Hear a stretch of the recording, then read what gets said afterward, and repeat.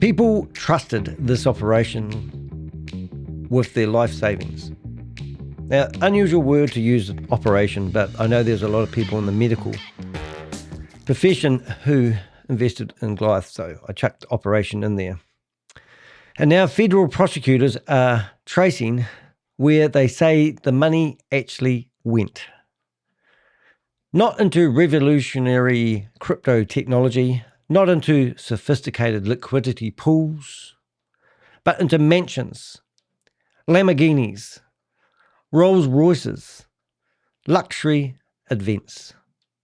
$9 million luxury event after the money has stopped. Private jets. We know that some of the private jets are owed $723,000 of unpaid bills. And extreme personal wealth. Yes, a pair of ladies' sandals Chris was wearing on Channel 9 News, while investors were waiting for withdrawals. I'm finding it hard to process what I just read. How can people get away with that? According to investigators, approximately $400 million flowed through Goliath Ventures, while only $1 million appear to have actually touched, and we mean touched, not profiting, liquidity pools. Think about that carefully, because this was never just about crypto. It was about confidence. The dashboard they provided created confidence. The payouts created confidence. The luxury lifestyle created confidence. And according to federal prosecutors, the evidence allegedly I have told ChatGPT to stop using the word allegedly. Helped fuel one of the largest crypto-related fraud cases many victims have ever experienced. But for many victims, one question remains unanswered. And for myself as well. Well, we know a lot of them. Who else knew? Did Christopher orchestrate this all by himself?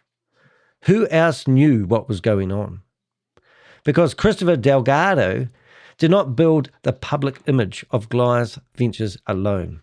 Many victims are still waiting to see whether additional individuals connected to this operation will eventually face lawsuits, civil action, or civil charges on its own. And when the news breaks, ladies and gentlemen, it won't be on Channel 9 News.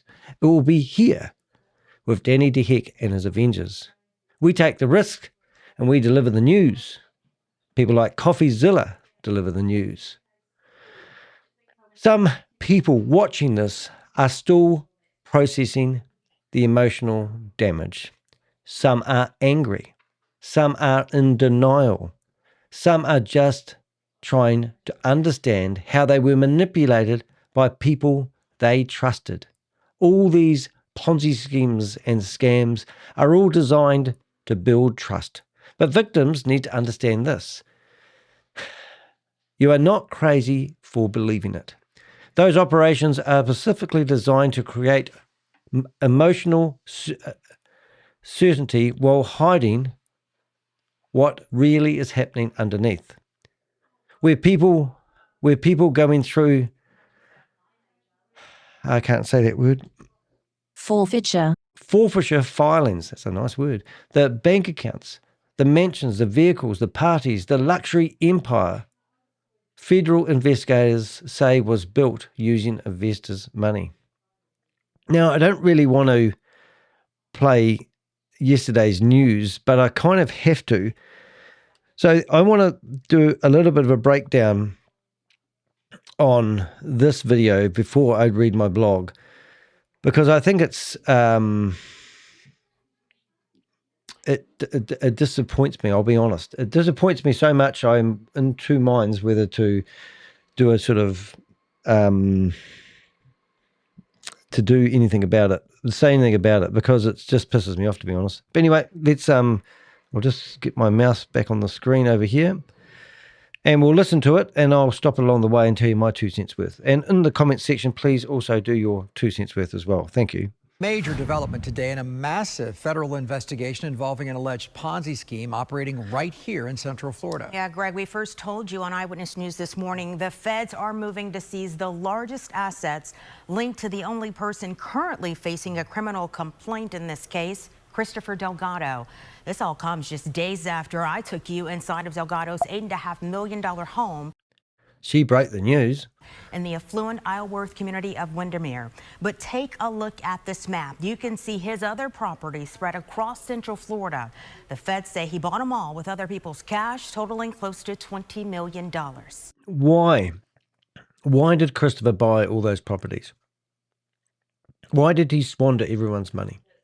Why did he not use that money to put into the company like he said on Channel 9 News? Because he was hoping that they were waiting for things to pick up, to happen. Why did he squander the money on properties? Christopher Delgado, the former CEO of Goliath Ventures, had a home in just about every corner of Central Florida and cars only big money can buy. Now the federal government has filed this civil case triggering the process of seizing it all. Now, I could have actually read the documents like they did to you, and I've got them there for you to read if you want, or I could break them down and give you my 2 cents worth. This house here, we believe, was purchased for Andy, Chris's ex-wife, and you can go through the court filings. They were actually trying to get divorced for 2 years prior, because you can read through all their documents in PACER. So if I was a guessamologist, I would say that I reckon Andy was trying to hold Christopher ransom to get a bigger cut of the company when they went through the divorce. I don't know if that's true or not. I can't verify that, but it would make sense. There was some reason why they couldn't separate. Is she a co-conspirator? Well, it sounds like she is. They're struggling to get the assets. What's the world coming to where you struggle to take stolen assets bought with stolen money, of people who have been co-conspirators? What does it take to prove somebody's a co-conspirator? That's probably a better question, Danny. Including this luxury home in the exclusive Windsong neighborhood of Winter Park, another in Winter Garden, Kissimmee, Sanford, Apopka, and this $8.5 million mansion in the prestigious Isleworth community of Windermere. Been there, lovely place. Once you get through security, security's not that good, by the way.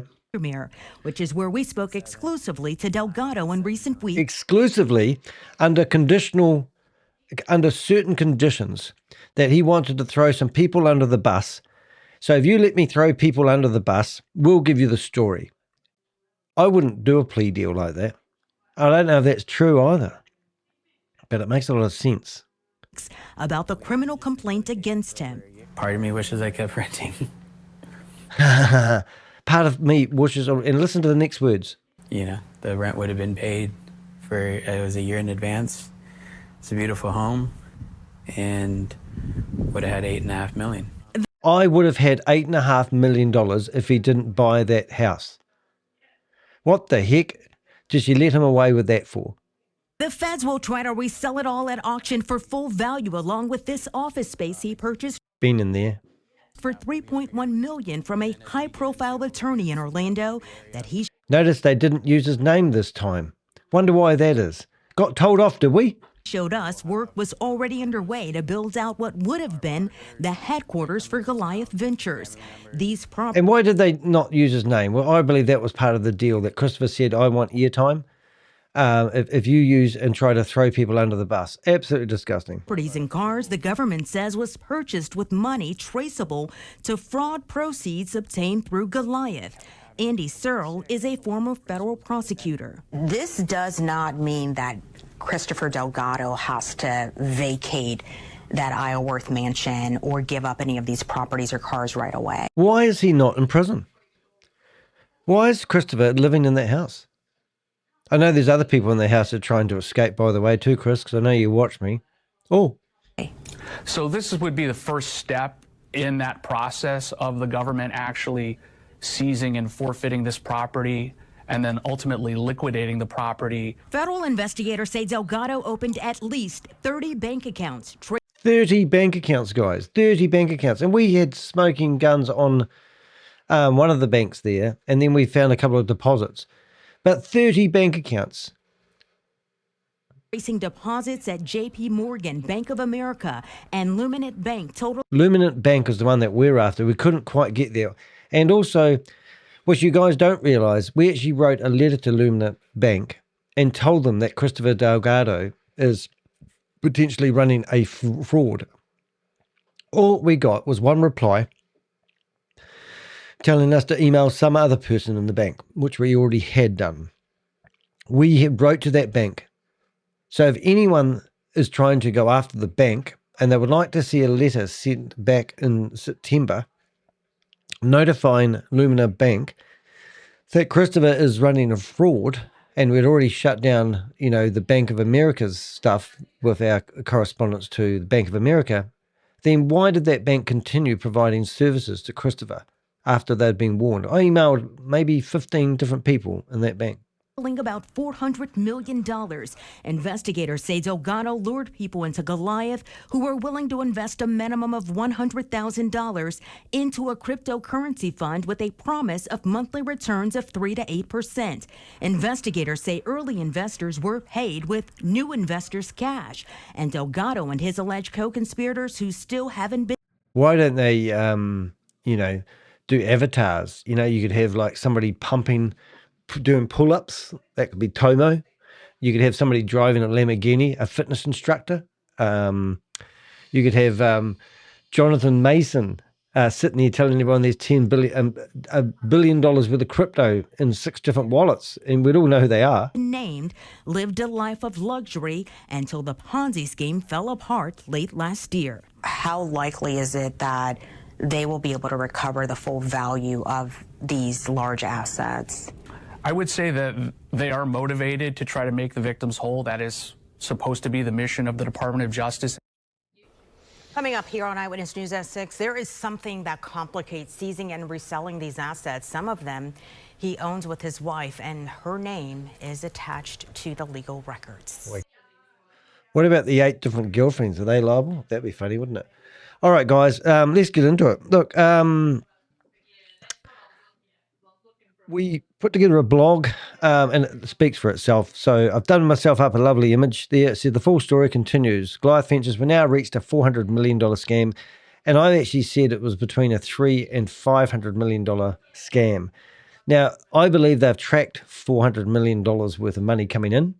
And I believe that they still have a trail of debt behind them. So my guesstimation at the start of $300 to $500 million scam is growing every day. Which is saddening. But when we look at this blog, what we're going to look at is I want you guys to realize the spend. While investors waited for withdrawals, mansions and Lamborghinis kept arriving. On May 22nd, 2026, the United States Attorney's Office for the Middle District of Florida announced a major civil forfeiture action targeting properties, luxury vehicles, and other assets allegedly purchased using proceeds from Goliath Ventures fraud scheme. Now, I didn't actually hear it in that. I thought it was in there, but if you go to that link, you actually find the press release that the government has done on the 22nd of May, and obviously you can actually see all the prices of the assets that they want to seize, which seems just, I don't understand how come that's so difficult to seize. And I just don't even understand where Christopher's getting his money from at the moment to buy the groceries. But why he can't be, why did he get bail? I mean, that's probably a better question. But you can see all the prices of the vehicles there, and we'll go through those in depth. For anyone who has followed my investigations of Christopher Delgado, and if you're on my blog and you click on that link, it will actually take you to all the blogs we've done. Now, if you want to know the full history of Goliath Ventures and all the co-conspirators and their involvement, you can literally go there. We've even got Harry J. Samuels mentioned. That was him burning all the documents.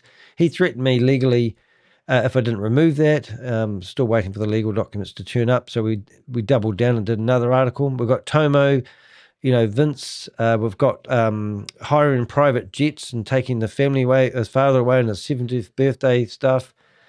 We've got Andrew Tate's 3 cruise ships where we met Mike, Chris and Tomo all together on that cruise ship. We talk about the banks and how we managed to notify the Bank of America, and then Chris was struggling to find another bank, but now we find it had 30 bank accounts, for goodness sake. We had whistleblowers who come to us asking when they withdraw their money, and then we asked them. One guy had $500,000 in it. He managed to get the money out. So we reckoned. We asked him where he got the money from, and then he ghosted us. So we storied about that. But if you go through my blogs, I've got my screen at a very large size at the moment. You'll see that we've covered every angle, every report that we can find. We've got Christopher spending $100,000 on alcohol in a night. We've got his hitmen, I call them hitmen, coming in offering me $150,000 if I took down my videos. The dirty tactics, the copyright strikes where they tried to take the videos down that we had on my YouTube channel. Tomo doing threats to us, saying that we don't know who he's dealing with. This is when Christopher first sued me. We got information about Chris working at In-N-Out Burgers, and I've even got a photo. Actually, it wasn't In-N-Out Burgers. It was Chris cooking something. Then we talked about clawbacks. Everything that we've done here, when people's money was getting frozen and the excuses they come up with. We've got flights where we identified everyone on the airplane, even the flight number. We originally started reporting this as we believed $150,000 scam. It just went on and on and on, and it kind of like got a bit excessive there for me. Now, we do other scam reporting. Don't think it's the only one. But this was the very first blog I did, and I haven't read it lately, but we talked about, this was published on the 3rd of September. We started investigating on the 1st of September. Within 2 days, we put content on here. And it was a house of cards, and it was crumbling. And AI wasn't even that good at the time. But what we did is we looked at the joint venture agreement. This joint venture agreement, I had to reconstruct it because the copy I got was wee tiny bits. So we reconstructed this whole thing using ChatGPT, put it together, and that was the first time we went through and actually looked at the contract that people had signed. And it was breathtaking. But then, since then, we found out that the person that created this contract was actually meant to be, which we haven't heard on there before, Eric Clayman. Eric Clayman is a defense lawyer. All of a sudden, he's doing contract law agreements. Must get that right. So, and now his offices were the same address as Goliath Ventures. And also he was writing out newsletters, calming the farm, telling everyone that everything's going to be back to normal on the 12th and, the 15th and 18th of December. Also telling everyone stuff like they were trying to get a money services license and they were 80 days in and needed 90 days and everything's going to be back to normal. But he was also an investor and he wrote the contract and he's a defense lawyer. I mean, some of the things, hindsight's a wonderful thing, but this is what we saw. It just did my head in watching it, really. For anyone who has followed my investigations of Goliath Ventures over the past year, this filing provides one of the clearest windows yet into the investigation to say the money, where the investigators say the money actually went. As the picture painted by federal prosecutors is staggering. This wasn't just about crypto, it wasn't just about liquidity pools, and it certainly wasn't just about bad investments or markets. And I do believe that Channel 9 News, I'm picking on Channel 9 News today, actually made it seem like Christopher was saying this was just a bad business thing that didn't get off the ground. You cannot dispute the fact that he spent all this money, all investors' money, on lifestyle marketing. According to the United States government, approximately $400 million flowed through Goliath Ventures operations between January 2023 and January 2026, so 3 years, while more than 1,000 investors were told their money was being deployed into sophisticated cryptocurrency liquidity pool strategies capable of generating sustainable passive returns. And unfortunately, every single investor I had talked to did not understand what liquidity pools are. Either do I. And that's what these companies do. They give you terminology that you don't understand and then ask for your money to fund it and then spend it on lifestyle marketing. Never trust anyone in a Rolls Royce. But according to investigators, the overwhelming majority of that money never went where investors believed it was going. Instead, prosecutors described the system where investors' funds were recycled to pay earlier investors, while enormous amounts of money flowed through luxury mansions, high-end commercial real estate, exotic vehicles, extravagant events, luxury travel, and personal enrichment. I mean, what the hell does somebody need to pay $1,000 for a pair of ladies' slippers for? And once you start following the money trail laid out in these filings, the scale becomes difficult to comprehend. And as I was recording this session live, I'm struggling to even read this because it actually makes me feel sick. It makes me feel sad. I mean, the people I've been talking to who've been working hard with their lives, building up their wealth, it's their lifestyle. And I had a lot of money when I was about 34, and then I got married, and then that went downhill from there, really. So by the age of 39, things started going backwards. But I do remember when I didn't have to worry about money, and things were going pretty good in life. And I think a lot of the people they targeted, normally we do these crypto investments, and normally it's 55 and above, and they're all Black African. They go after the Black African community. But this one went after people in the 30s to 45 age group who are pretty savvy people, and I believe they're at the peak of their financial career. I mean, you guys have lost your money. You haven't lost your happiness. You know, some of the people we've been talking to lately, who love those slippers, by the way, are actually just awesome people. And nothing will stop them from being awesome, whether you have money or don't have money. I had a little bit of money, not millions. I had hundreds of thousands of dollars there for a wee while. And I'm likable and I'm lovable, so apparently they say. So they can't take that away from you, even if they take your money away from you. So don't let it make you. Don't let it break you. You know, focus on your friends and families. Always strive to be a better version of yourself. Financial flow investigations traced. I'm not even saying that. The financial flow investigators traced is extraordinary. One of the strongest aspects of I'm never going to get that word right. Forfeiture Complaint is how detailed the financial tracing appears to be. Investigators describe money through moving through traditional bank accounts, cryptocurrency wallets, shelled entities, commercial properties, and luxury purchases in a way that paints a very clear picture of how I'm not reading this properly. prosecutors Prosecutors believe the operation functioned internally. My sound all crapped out earlier on. It seems to be holding together. According to the complaint, now brace yourself, ladies and gentlemen, approximately 253 million flow through JP Morgan Chase account associated with Goliath Ventures. 253 million. Now, our claim to fame is approximately 75 million flowed through the Bank of America accounts. There was two of them. We literally stopped them. We emailed the bank through secret channels. We didn't knock on the bank's doors. We went to people in the bank that we knew and asked them to do an investigation. If I went to the front of the bank, like I did with Luminous Bank, I don't even saying that right. Does it have their name in there? We emailed them. And I actually might try and bring that up if I get a chance, because I'm actually amazed. I just might actually open up something that's fallen off my computer. Oops, wrong one. 1 minute, please, caller. Because it actually amazed me that, like somebody said to me last night, you emailed them, and I did too. I'm going to see if I can actually bring that up, because that would be quite amazing. Oh, I've got the wrong one. Sorry.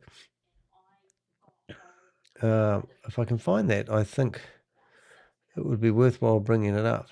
There it is. I don't know how to do that. Desktop. Because I actually think, this is disgusting, that you can email a bank and tell them a crime's going on, and then they do nothing. Really? I shouldn't even really bring this up before I read it, I suppose. It wasn't a big email. I'll just make sure. Okay, let's have a look. Let's see if I can bring this up. So just imagine, you won't get this on Channel 9 News, because I'll probably get sued by Luminous Bank. And they'll get a break. I'm just going to put that. What's this thing doing? 1 minute, please, caller. Nothing's going quite right. I shouldn't have upgraded the computer. Where are we? What the heck's going on today? I'm just trying to get something across one screen to the other, and it's sitting there going, I don't want to move. All right, let's have a look. Hide sidebar. All right, now we're going to go full size, more switch screens. Maximize. Here we go. All righty. Okay, so this is my letter, just for proof. So anyone watching this and you think you can go after Luminous Bank, let's switch screens. Actually, I'll go small screen. So this is my letter.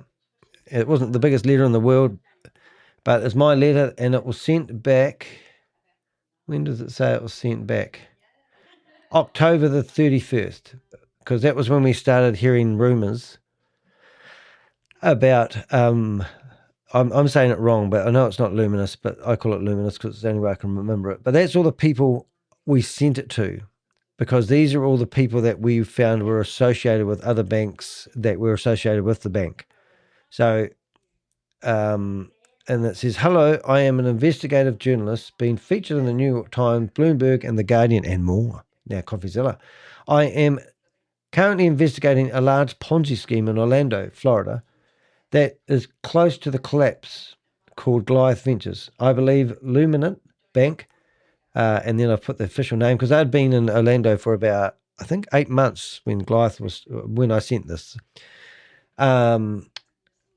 MS has large exposure to Goliath Ventures directly through insiders who are highly placed. Can you please clarify what the relationship between Lumina Bank and Goliath Ventures is?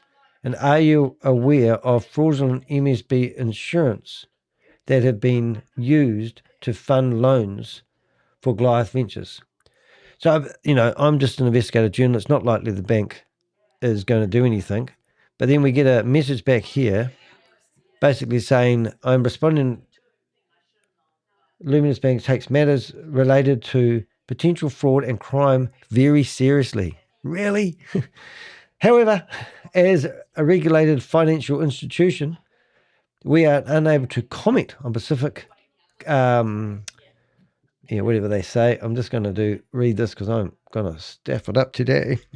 Current or previous customers or account relationships, whether actual or alleged. Please know that we maintain robust policies and procedures to detect, prevent, and report suspicious activity in accordance with all applicable laws and regulations. Separately, we would respectfully request that any future inquiries be directed to Leah Burek, leah.burek@luminate.bank, rather than individual employees, so we can ensure your questions are handled appropriately. Yeah, but what they don't realise, I can't even remember, to be honest, whether I actually wrote to that lady at the start, but I actually wouldn't mind betting Leah. Did I have Leah's name already in there? And I probably forwarded a copy onto her, but I just went through and found everybody that had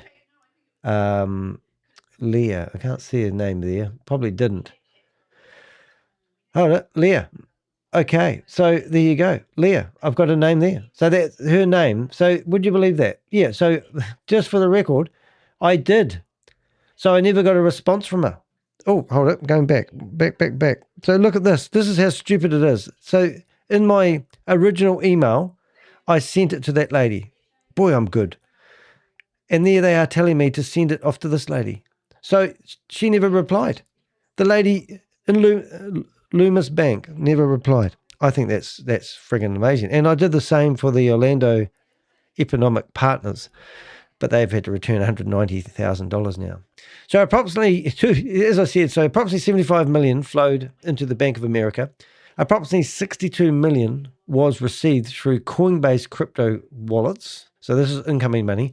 Approximately 165 million moved between bank accounts and cryptocurrency wallets, but only 1 million appeared to have actually been deployed into liquidity pools. That figure is devastating. Think carefully about what investors are saying. A company promoted as a sophisticated cryptocurrency investment operation allegedly raised $400 million, yet federal investigators say only a tiny fraction of that money appeared to actually touch liquidity pools. Strategies investors believed they were participating in. So people going, oh, what are you investing in? Well, I'm investing in Goliath Ventures because they do liquidity pool trading. Not even What is 1 million of? That's not even 1%, is it? It's a it's like it's a quarter of a percent. I don't even know how to say what that is. It's nothing. That's not that's not a small accounting discrepancy.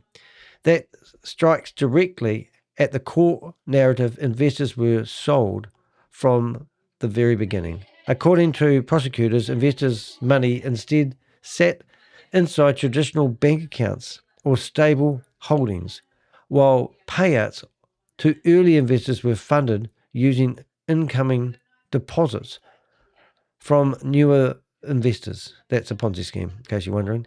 That is the same core structure investigators repeatedly identified in large-scale Ponzi schemes. And this is where the modern crypto fraud becomes incredibly dangerous. Most investors do not know how to saw the slipper there. Comment, put that up there. Most investors do not know how to independently verify decentralized financial activity. It sounds too good to be true, sounds too complicated, all those sort of things. They cannot audit liquidity pools for themselves. They cannot properly verify wallet movements. They cannot determine whether small smart contracts are genuinely generating returns or whether dashboard balances are simply being manipulated internally. So instead, they rely on something else. They rely on confidence. They rely on visible success. They rely on social proof. They rely on appearance of legitimacy. And according to the prosecutors, Goliath Ventures projected exactly that image. So all the flash cars, all the lovely lifestyle, you were paying for it, and that was to build confidence. The banking trail raises more red flags. Another important part of the filing is the bank trail itself. Investigators say money connected to Goliath Ventures moved through the network of accounts, JP Morgan, Chase Bank, Bank of America, and my favorite of all time, well, I must admit, Luminate Bank. Luminate Bank. And I had never heard of, my other Avengers may have, but I actually never heard of City National Bank, with Delgado controlling 30 bank accounts. How can that guy get on front of the camera of Channel 9 News knowing that he opened 30 bank accounts and spent all that money and sit here and say he was waiting to trade his way out of the disaster. He was trying to make a Ponzi scheme a legitimate business, for God's sake, often through companies created to receive and move investors' funds. He had no other intention other to defraud people. I mean, what's the world coming to? Like, he's already admitted he's been buying Lamborghinis with investors' funds. I mean, if I walked into a dairy and stole a can of Coke and the dairy owner decided to ring up the police, I would be arrested, I would be charged, I would be fingerprinted, and I would appear in the courtroom in the morning and I would have a criminal record stating that I stole a can of Coke in a dairy. I would have a record of thievery. How many crimes does an individual have to do in the financial sector before they realize that this is a crime? I mean, if I got you to transfer money from your bank account to my bank account, and then I said, I'll forward it on to Chris, I've just done money laundering. How big a sum do I need to do before I'm actually a criminal? The filing says investors' money was not just deposited into one simple business account. It was moved between accounts, entities, banks, and cryptocurrency wallets so frequently that investigators said they often appeared to be non-legitimate business purpose for transfers. I'm not even saying that right. I'm just going to get that right because I'm stuffing that up. That investigators said there often appeared to be no legitimate business purpose for the transfers. I think if I was Christopher, I would be moving money from one bank account to the other because I'm knowing that they're getting shut down. And as soon as he listens to my videos and I'm telling them that we're closing down your banks, he would probably be going, oh my God. That detail matters because this is not a clean financial footprint of a transparent investment operation. It looked like a maze. Ooh. The complaint also identified key accounts that directly received victims' deposit. So it mentions 253 million into Goliath JP Morgan account, 8.5 million to GV International JPM account, 75 million to B. I'm not going to do those guys, but I think you can see 22 million. 41 40, that's the same that we just not we, but we were part of another scam that's just fallen over. And Zach XBT, if you look him up on Twitter, he actually managed to seize 41 million.5 that was being moved around the blockchain, got it frozen. That figure there is similar. That's why I thought, oh, it's funny. Into Goliath's so 41 million was in Luminous Bank. Isn't that incredible? The bank closures are also important. According to the filing, JP Morgan Chase closed Goliath's account on June 2025. That's good to know. And the Bank of America was January 2026. Thanks to the Avengers' swift thinking and also continuous pestering. The squeaky door gets the oil. Investigators noted that banks closed accounts when they were concerned about the high risk or criminal activity, including activity consistent with Ponzi schemes, such as large volumes of inconsistent wire deposits, rapid unexplained transfers between accounts, and rapid deposits grow tied to vague business model. So why don't the banks work together? Why don't they say, hey, have you got a customer? Because is privacy really working out for you guys at the moment? I'm sick of all this. The real estate portfolio shows where millions were going. One of the most shocking aspects of this what do they call it? Forfeiture complaint is the extraordinary amount of luxury real estate purchased using investors' money. While the properties are listed with purchase price and dates, the scale of the spending spree becomes immediately apparent. So I'm not reading real well. Federal prosecutors are now seeking to seize the following properties. So I'm not going to read all the words here, but you can see them on the screen. But interesting enough, I know that Nick Petrillo is about to file for bankruptcy. And I also know he had an $8.5 million ranch. And I also know that he had a $5 million mortgage over it. So these guys, while the investigators are all focusing on Christopher Delgado, we also know there's a whole lot of co-conspirators, which we have here, which are also, now I know Matt Burks, for example, he's right in the limelight. CoffeeZilla, if you haven't watched the CoffeeZilla video, I promise you it'll be the best video you ever watch in regards to, and I'm actually going to post that, and then I'm going to tag that post, so it's you've got to bookmark that. And if you're going to comment, make sure you say I'm wonderful. I'm going to pin that message, that video. So you really got to watch that. It's breathtaking. It's me to a T. And I think the saddest moment for me is the very end of this, and I'm just going to play it because it was how I was feeling. And I didn't say something quite right, but when I got back to Christchurch, I went through the arrival gates, and my partner was sitting there, and it was at that point where it just hit me like a ton of bricks what I've been through the last 10 days and this whole ordeal, how much everything puts on you. But coffee got me sort of off guard a wee bit, because 2 days after I got home, they charged Christopher, and he's asking me basically, did I know about it? And I did. But listen to this. Given the actual court filings, and he said, we haven't got that yet. How did you get it? I said, I could tell you, but I'd have to shoot you. It's unbelievable. I'm shocked. They never move this fast. So John, who heads the investigation, said he's been investigating for 20 years. And he said this is the fastest. New donation from Lady Sandals for his mummy tuck. Done. It always takes, Danny, let me tell you, it always takes years. Even I was just interviewing you. Thank you. A moment ago, and we were both talking, this is never gonna happen. When I found out, I actually burst into tears, mate, I'll tell you. Even when I got back to New Zealand, my partner was taking a photo of me walking through, and I just burst into tears. It just hits you like a ton of bricks, this sort of stuff. And even just before we talked to you today, I've just found another lady that's in Canada, 230-odd thousand, put $100,000 in, sold her house, put the proceeds of her house into the investment, and also put some credit card money in there, and now she's just realised it's a scam, and she doesn't feel like she's got anyone to help her. It's brutal. This has affected so many lives so negatively.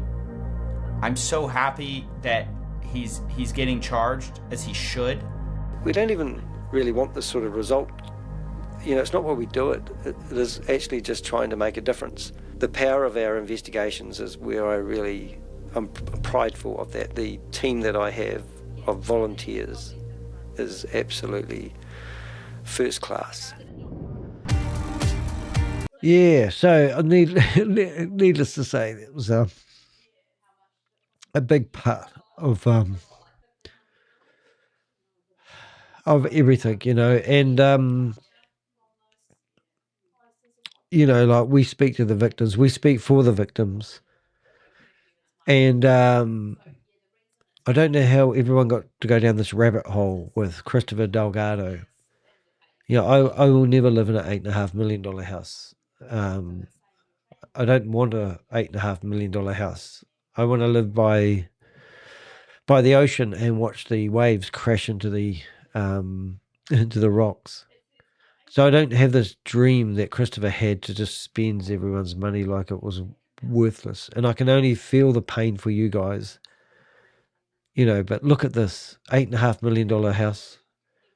The Winter Park house, which is, I believe that somebody said that Andy hasn't lived there for 2 years in the chat room just now, which is amazing. You know, there's a $3.2 million house, maybe to keep the ex-wife. When I saw that house, I said, I wonder if that's... Because we looked at who bought the houses and the names and the banks they loaned the money on. Some of these houses did have mortgages on them. One of these houses, so then you've got the units, which was, this is Mark Najib's old offices, where he's a lawyer in Orlando, and he actually used to run his offices out of there. He's built his business from zero to hero. He's amazing, and he's basically retired now, I believe, and he sold his buildings to Goliath people, and you know, and so that was 3.2. But we actually what am I doing? I've got no sound. Yeah, it's all right. Sorry, I'll see that. Sorry, the message is coming in. Oh yeah, no, I've turned it off. Thanks, Susie. I've got it on now, so you're welcome to come on stage. So going through each of oh, it's awesome. You make me cry for some stupid reason. Oh dear. Me? I made you cry? No, well, it's just it is like I don't know. It's just like we've been through so much with this and risked so much, you know, and I can't even really get through this without thinking how much this pain a lot of people are in, you know, and we're all screaming at everyone to say, why aren't you investigating these individuals, or why aren't these people at least being put in the limelight? Why are we all focusing on Chris, and why is Chris controlling the narrative? You know, and then we see Chris has bought like 7 properties. You know. Well, I have some news for you. I'm listening. I can't say that anybody else is in the limelight yet, but at least for us, we have eyes on three of the director partners' wallets. Say that again. So we have eyes. Can we freeze them? On 3. There's not much in there, but at least now we can find flows of where things went.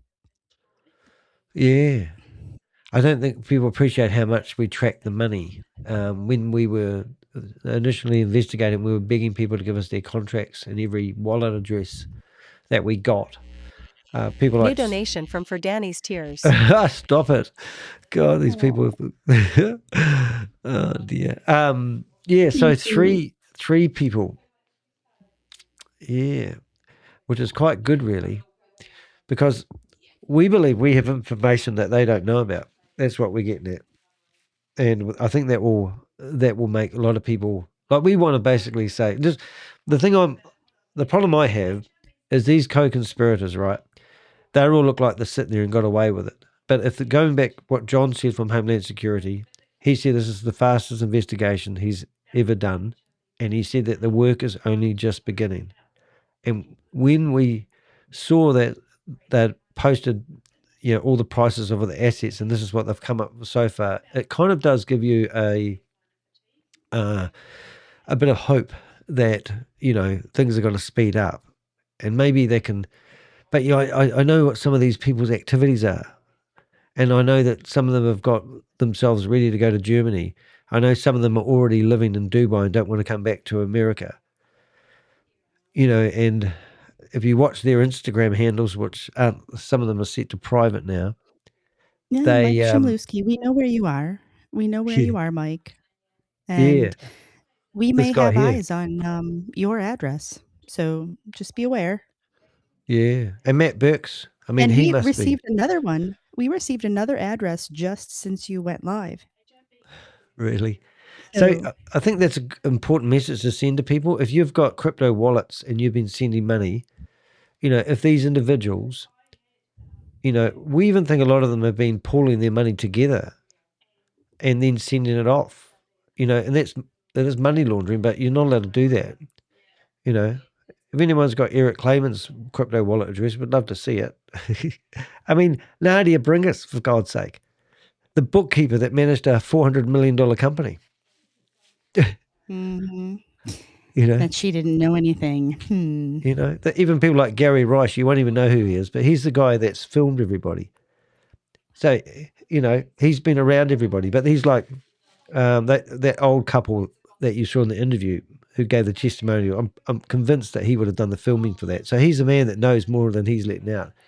And he's still filming for Tomo. Tomo tried to do a live the other day, and he had one person in the live and gave up on it. But he said thanks to his mate Gary Rice, who was filming him and set up all the audio gear. So we're watching, we're diving into it. All right, so where did we get up to, eh? So all those houses together adds up to around about 14 million in investors' money, and it was spent acquiring these residential properties in Orlando. What have he bought? What about the houses in? I don't know if he's bought the places in Dubai, but maybe that's to come. Yeah, it's hard to say what they will talk about from the international perspective. But I am interested to see what it is that was repatriated. They had talked about that in one of the earlier filings. What do you mean? They had talked about repatriated money coming from Dubai in one of the earlier filings. Yeah. The 18 Rolex watches, you mean? And that and some account that was over there. Yeah. So that's, on the greater scale, it's not much, 14 million. But, it's just crazy. So, so it just illustrates the scale and the speed of which wealth was allegedly, there's allegedly again, extracted from investors and redirected to high value real estate. Imagine having 30 bank accounts, and it'd be like at the bar trying to pay your bar tab, and they go, "Oh, sorry, sir, that card doesn't work. Oh, try this one. Oh, that one doesn't work." And then he just keeps on spending until everyone says, "You've got no card's going to work. You need to wash the dishes." And he's going, "How long will it take to wash all the dishes to pay off a $100,000 bar tab?" And then Channel 9 News comes along and interviews him, and he said, "I was really trying to get the business going." "Oh, were you? Oh, it sounds like you're a good fella."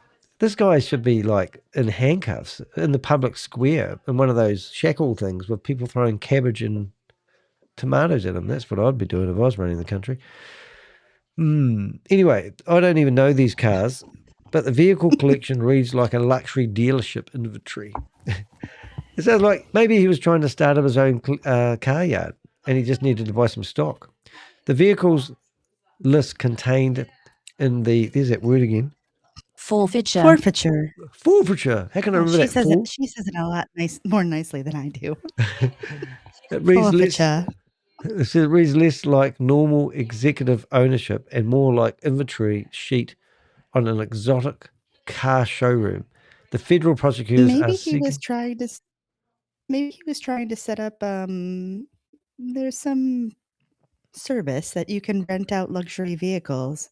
Maybe that's what he was trying to do. I know of a couple other people that have done that recently. We were told to investigate a couple of charities that do fun joyrides with exotic cars, and we couldn't find anything on them. But not that they were accused of doing anything wrong. But this is the thing. This is the investigations you guys don't see. We investigated people that weren't even associated with Goliath, just wondering because some friend of a friend might be associated with somebody who owns his company. Because in Orlando, everyone knows everybody, right? There's a lot of smoking guns that weren't smoking. Oh my God! So how can a car cost $719,517? Is that because he put a tow bar on it?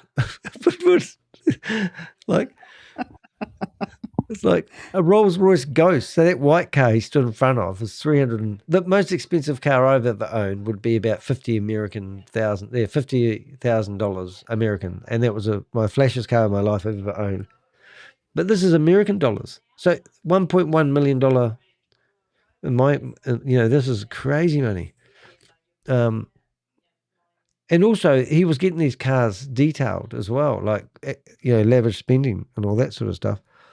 Now I think, Glitter Toast, don't want to give away your identity, but aren't you in the car market? Isn't that what you do? Have I got that right? I think it is. I always get your name mixed up.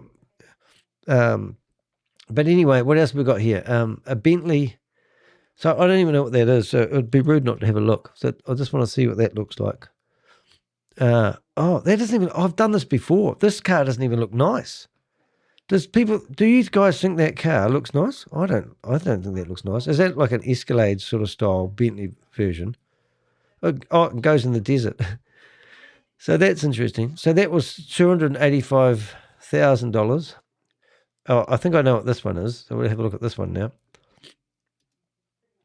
Oh yeah, that's pretty cool. It's got those flash wheels. I think that might be the one that's in the garage, the yellow one. Let's see if we can find yellow. Yeah, that's the one that's in the garage, isn't it? Looks like it. So the one that's in the garage is worth $473. Escalades, I know what I was in one of those in America, I think. They were real cool cars. I do like those. I think they're quite. I mean, you can invite your friends, but you get them armored, don't you, and paint them black and call yourself the President of the United States and drive around one of those. That's pretty easy peasy. Lincoln Navigator. Pretty similar, aren't they, those two? Rolls Royce. What the hell's that? A Rolls Royce. Is that the same one again? Let's have a look. Oh, no. Is that the one that he drove over the courthouse with then? Must be. Spider. I think the one I really want to look at, though, is this one here, because that one there was looking pretty cool. We'll find the pictures that Channel 9 News had up. Yeah. Cobra. Anyone ever watched the movie Cobra? Sylvester Stallone? I'm sure he had something like that. New donation from Scales of Justice. Scales of Justice I'm watching. Stop it. Oh, my God. Don't encourage me. Oh, my God. So he's got one of those. That's brilliant. And Mercedes, which we did find that one. I think that must be the old one. We saw that one in the garage next to the yellow one the other day. And I think that's just, we saw the badge. So I presume that's what he was. So that was probably all pimped out, though. The scale of spending is extraordinary. Prosecutors described investor money being used not only to purchase new vehicles outright, but also to maintain loans, leases, insurance obligation, and other outgoing expenses tied to luxury vehicle collections. Oh, so that's the other thing. It's the maintenance and all that stuff. That's why I'm wondering why he's allowed to be in that house at the moment. Surely that doesn't cost a couple $100 a week to pay the power bill. And who's paying the money? That distinction matters because investigators are not describing isolated spending decisions or occasional luxury purchases. They are describing investors' money allegedly sustaining an entire luxury lifestyle ecosystem designed to project wealth, success, and legitimacy. And once again, this follows a familiar pattern seen repeatedly. Who the heck's that? Red Raptor. Hello. Who's Red? Oh my God, Richard's going to come in now. It's Richard. Oh, he's going to.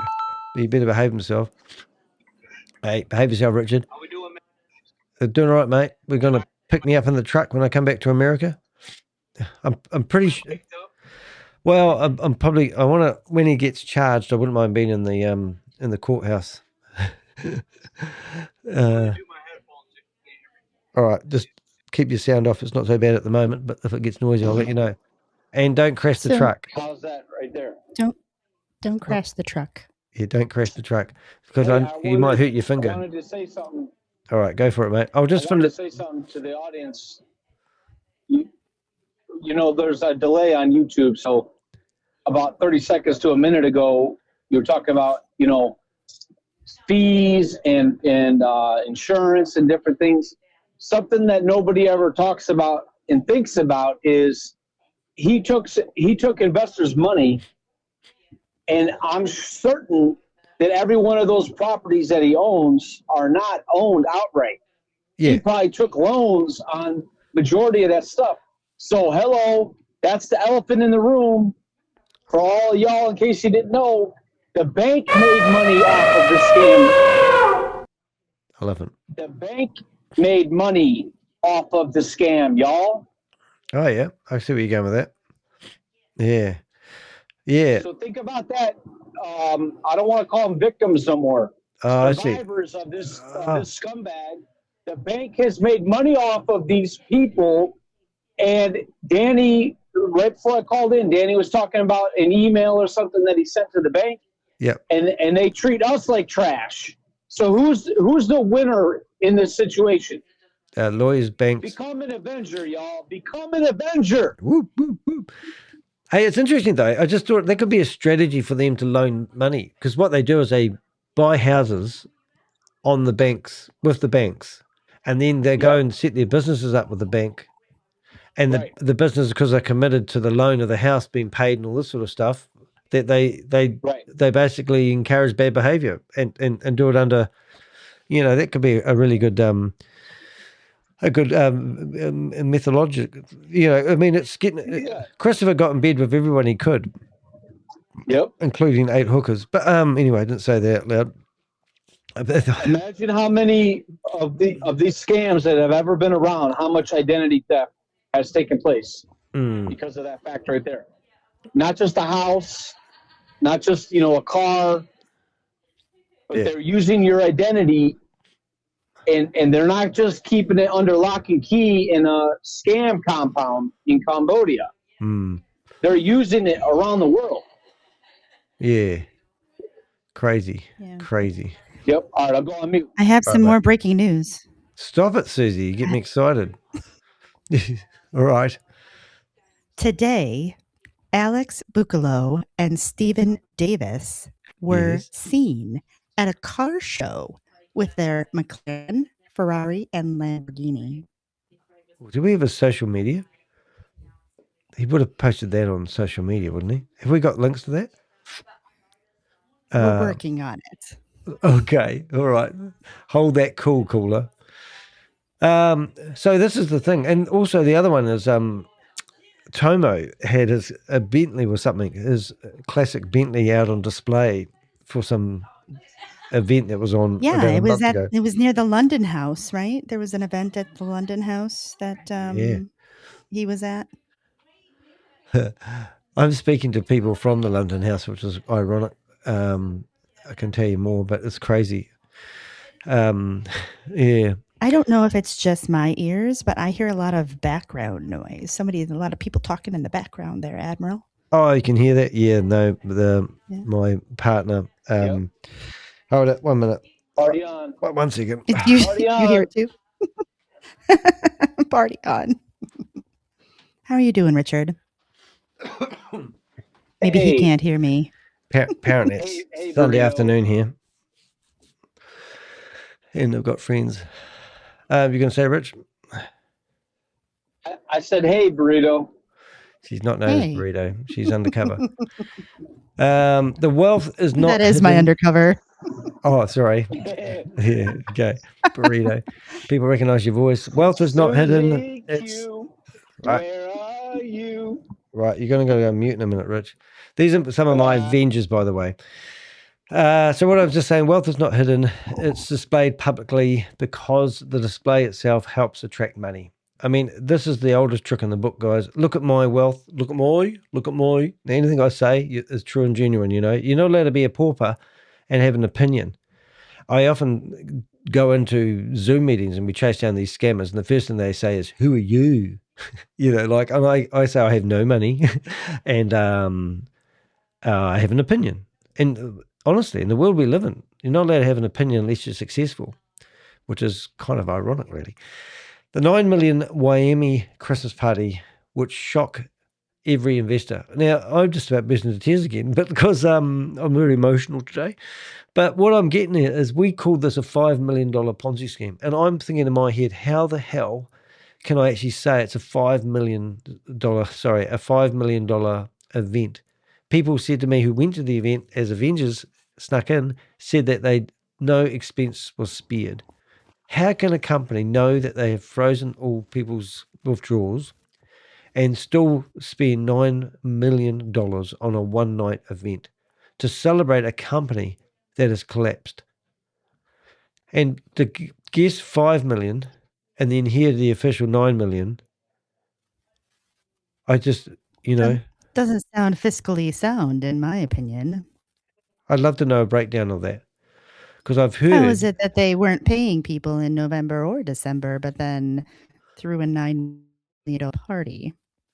Because we even tried warning the venue and everything. Was it Yeah.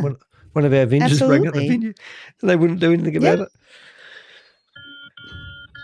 And now they haven't even been paid. Oh, they didn't get That's paid? what's been told. Oh, brilliant. That they Well, have kind of not been brilliant. they have not been paid in full. Yeah. Unreal, eh? Has anybody in the audience read the court documents? 65 pages. Is 400 million what they have been able to apprehend, or is it 400 million with tallying That up they've been able to everything that's in trace. there? No, yeah, it's all about where it went. So it's 400 coming... million that they've been able to does trace. Yeah. So does the traceable include those properties and vehicles? Let me put it into trucking terms for you, Richie. So imagine you've got an empty 18-wheeler truck sitting there with a big deck on the back, and they've loaded $400 million worth of load onto the back of your truck. And then you've just driven around town and thrown it all out the window and been Father Christmas to everybody, and I'll buy a Lamborghini, I'll buy a house, I'll buy this, I'll buy that. And then now they're coming back saying, well, how much money was on the truck? And you go, I had 400 million. It's the same sort of deal. So that's what they've managed to see that you were loaded up with. However, you drove into a service station and you filled up the truck and drove off and never paid. You thought you were hungry, so you went and spent $100,000 on alcohol in one night and then walked out and never paid.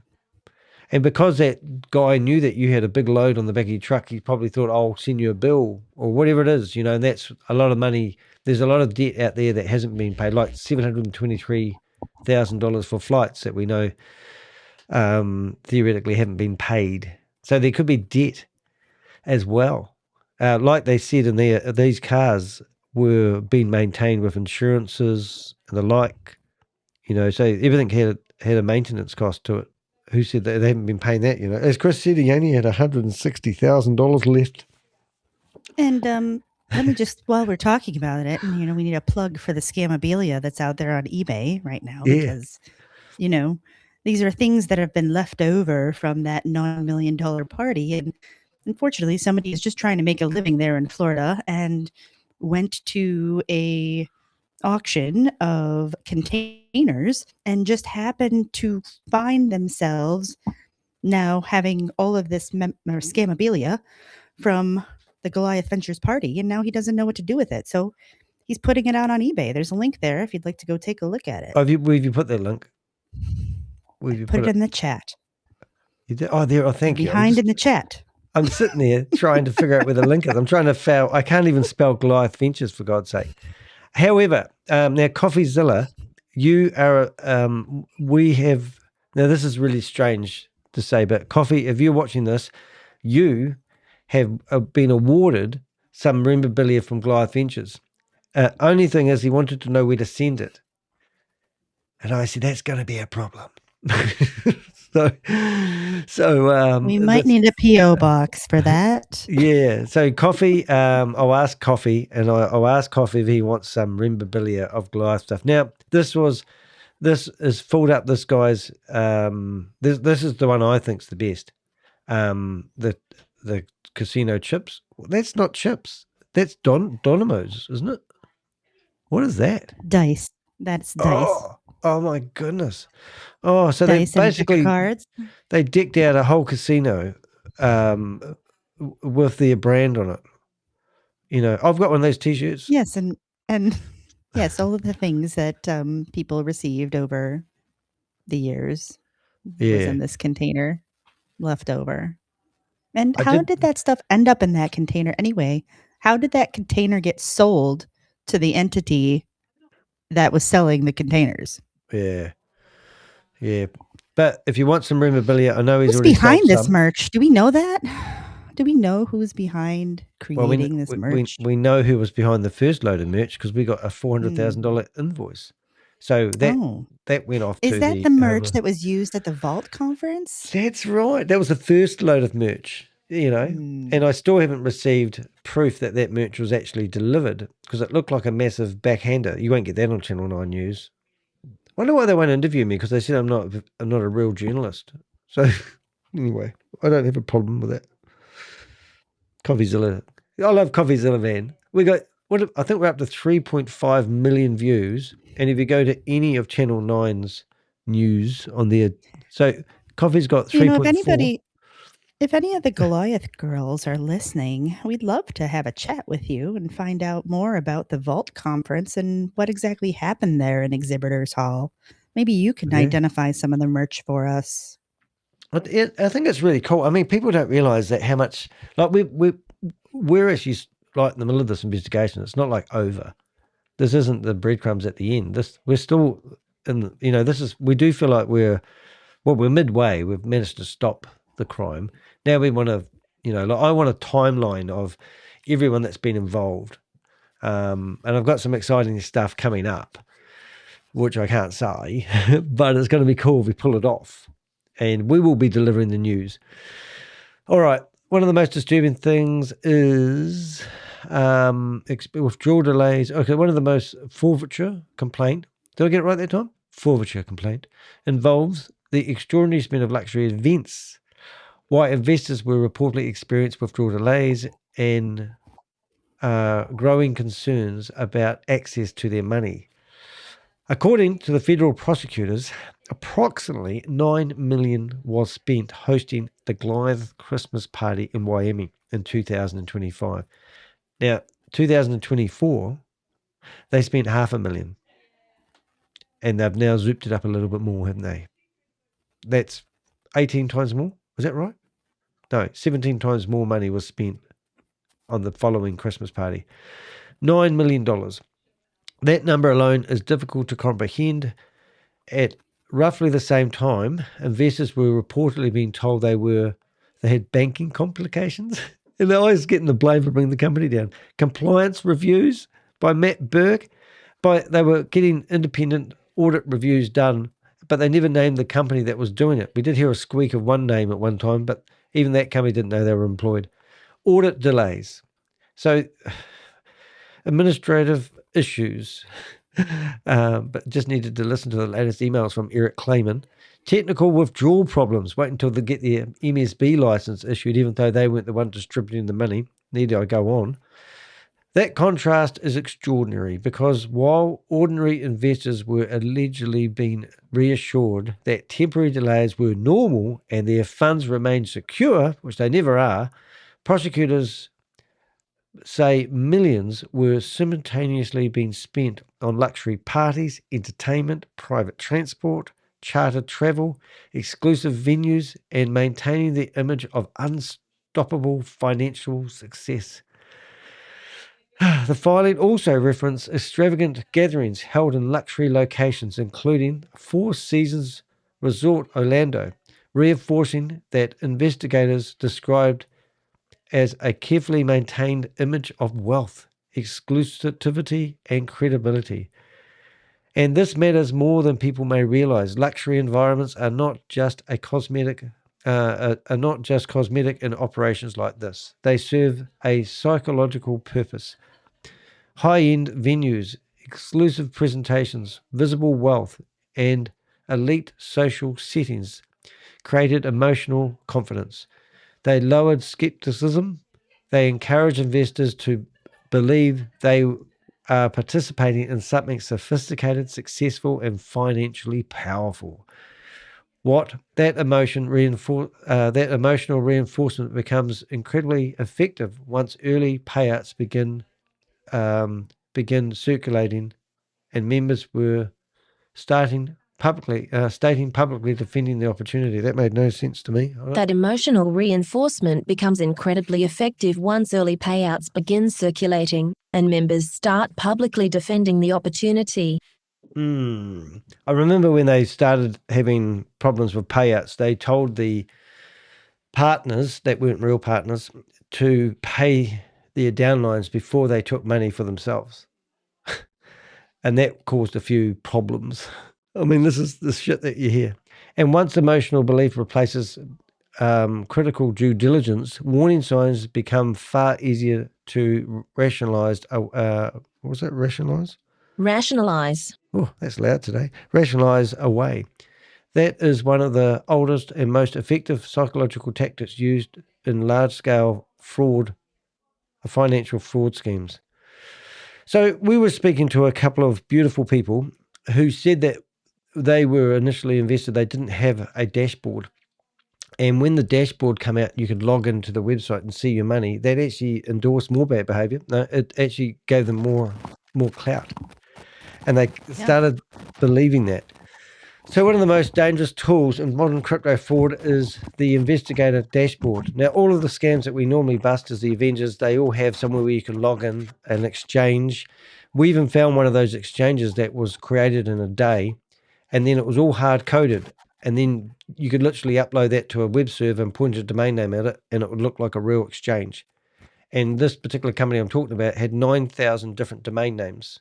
And every time they was trying to shut down each domain name, and it flagged for phishing and all this sort of carry on bad stuff that's on the internet, they would fire up another domain name and just set this exchange thing up again over and over and over again, 9,000 times. That scans about $1 billion so far, we believe. But no proof, no one's been arrested, no one's been charged because that's the world we live in at the moment. But all we can do is create awareness and name and shame individuals who are running or promoting Ponzi schemes and scams, because at the moment the legal system isn't geared up to actually stop these people. They will only stop people after somebody has laid a complaint, and the people don't know who to complain to. In this other case, and it's finding them, especially for that one. Where do you find the parties that are in a scam center? Yeah, and then of course to go after the promoters. That's one thing, but again, you need to have some type of entity to actually go after.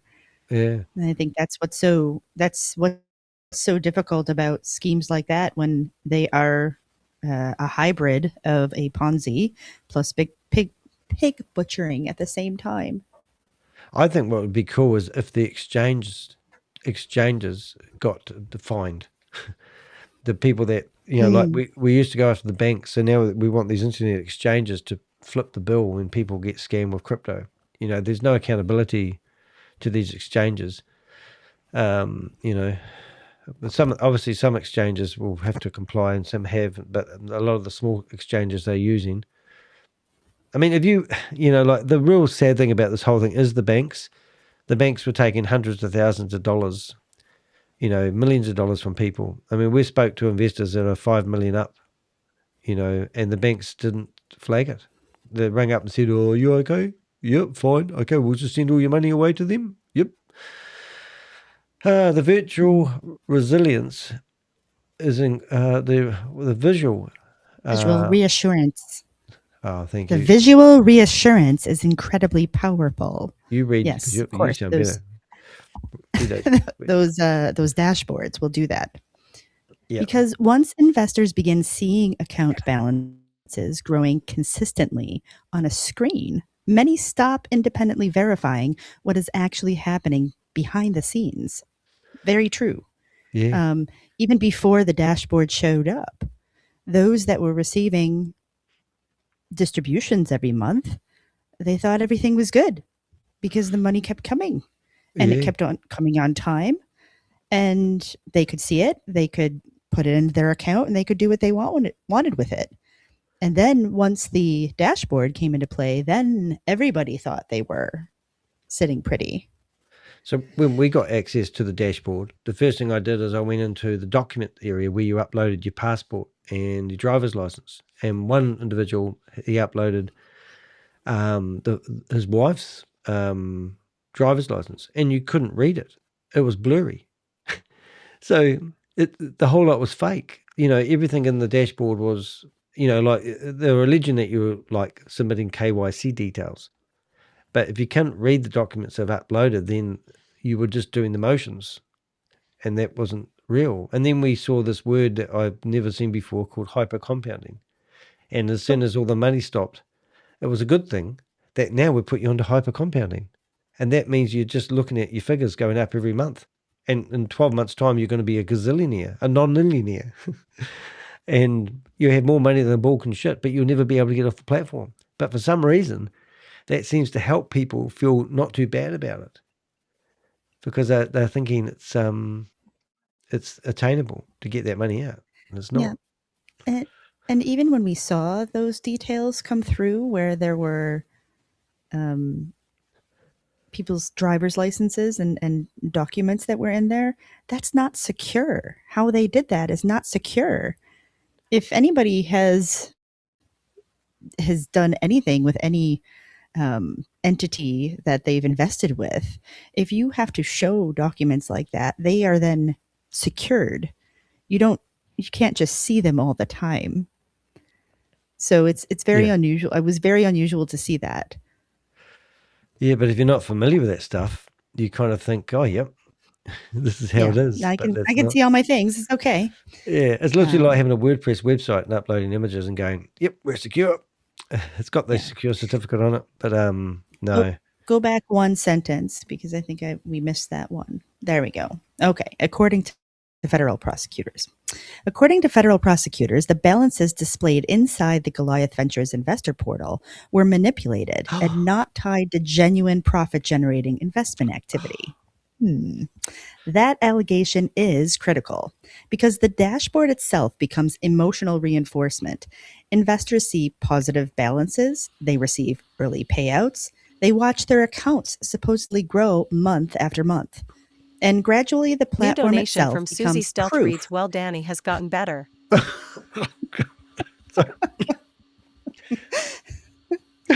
Danny has gotten better. I sound a bit sexier too, I must say. My name's Susie. I want to get some of those slippers now. I want to get some of those slippers because I just got my voice done, and now I just need the slippers to go with it. I wonder if Chris is going to be using those in jail. They don't allow you to take those to jail. No way. He's going to have all issued things. Oh, what about his watch? No. I'm sure you can find a couple of wee hiding places to put watches. They check for those things. Oh. And gradually, the platform itself becomes the proof they rely on instead of independently verifying the underlying investment activity. According to investigators, early payouts strengthened confidence even further. We've seen that time after time, encouraging many participants to reinvest profits, increase deposits, and reassure other investors that the system was legitimate. That is how schemes like this survive much longer than outsiders expect. Early participants receive money. Those participants publicly defend the opportunity. Success stories spread socially through private groups, presentations, testimonials, and community pressure. And once confidence begins spreading emotionally between investors, skepticism often starts disappearing. That and the psychological trap tightens. And I just want to stop here because what we saw just in one community alone, the Indian American Chamber of Commerce, is extraordinary. It's almost like looking at the Tongan and Samoan community through these other schemes, because The trust. the trust was built there, and there were so many investors. Yeah. We've had people from that community on the phone just bawling their eyes out, and I know they watch every single video of mine. I think that's because of hope. And, and I, it's not nice. It's horrible. And, and they've been supporting me along the way, and I know they've lost everything. They've literally, and not only that, they're speaking for other people in their communities that are too polite. People have literally taken out their business money and put it into Goliath, and they've got loans over their businesses, and so that's just crazy. That's and I feel like we're having a bit of a sitting in the hall, and we've got a set of chairs in a circle, and we're talking about things that have happened at the bottom of the cliff. And I think this is the part that hurts the most for us, because we don't want to sit here and tell you what happened to a certain degree, because I know this sometimes can be hard to, like I normally say, anyone that's been caught up in a Ponzi scheme or a scam, 60% of the people I talk to normally go into another one. And that's, I don't know if this will happen with this one, but we did have the Onyx Reserve. And Matt Burks was sticking his ugly head up in that. And then we had Jonathan Mason, who was telling people who had lost millions and millions and millions and millions and millions and millions of dollars that there's another opportunity out there, which was ran by his mate Matt. And if they wanted to invest, they were going to pay 3.5% returns per month. There's no such thing as a 3.5%, but if you've been paying 7%, you might think there's a real thing as a 1% return per month on your investment. Even that is unheard of. So these guys were then told, if you introduce your rich mates, we would give you a commission. So not only would you be getting 3.5 per month, some of the money that your rich mates deposited would come back to you as a reward. And that's all horrible stuff. If you're getting pitched anything like that, you need to punch them in the nose, because they're lying, and they're the bottom feeders of the world. And I've had this we've had this conversation, but I've had this conversation with others. The co-conspirators, maybe some of them, this was their first rodeo, but I would say that most of them, it probably was not. And so when consequences do not come, mark our words, they will show up somewhere else. They will try to pitch something else at some point in the future. So remember these faces. Look at because Mike. if they're That's what he's doing. He's helping people get crypto. Already out of the gate. Yep. Steve Davis, he started up a business called choice-press.com, claiming he's a book publisher. He's got he's gone to, I think, 4 people in Goliath and got them to write books and chart.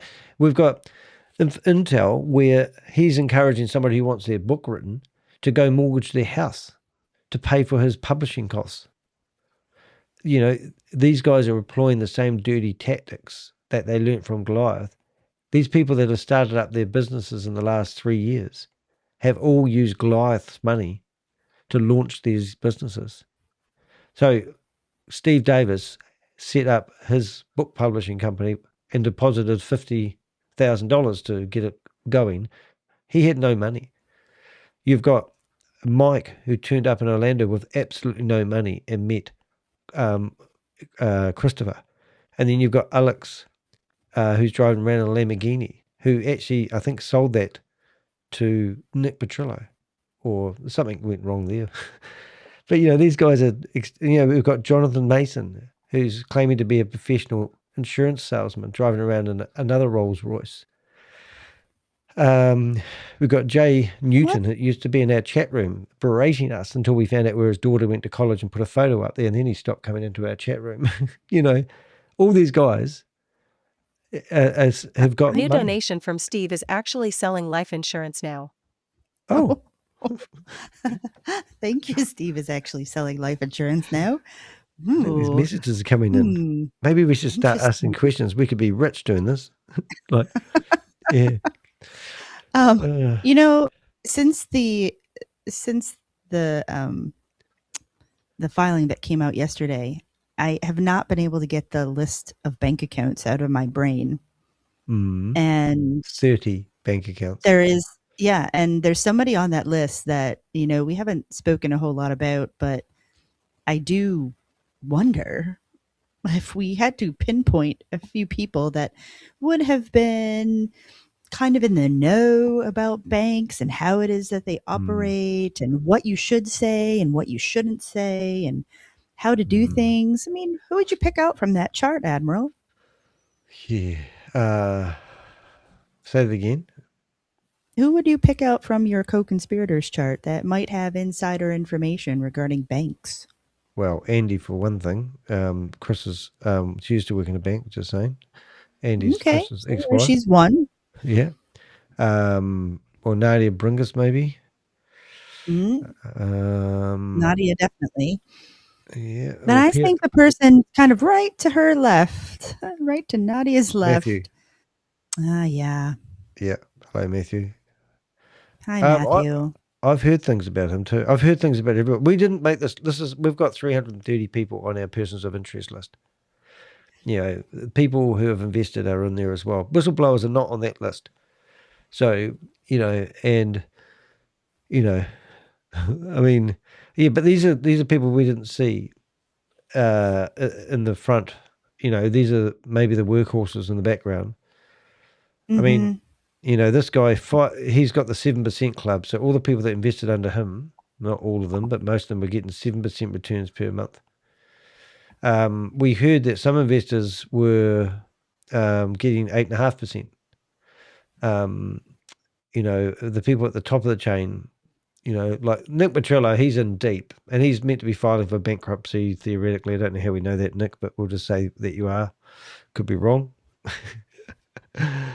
I mean, Tomo, he's got he's opening up new rejuvenational centers. He's just been fined 230 or 23,000, whatever it was, in a 5-year-long court case where he went to open a franchise and then decided to use the franchise as everything, but not pay the franchise and start up his own business. So that company took him to court, and he lost, but only got $230,000, whatever it was, fine.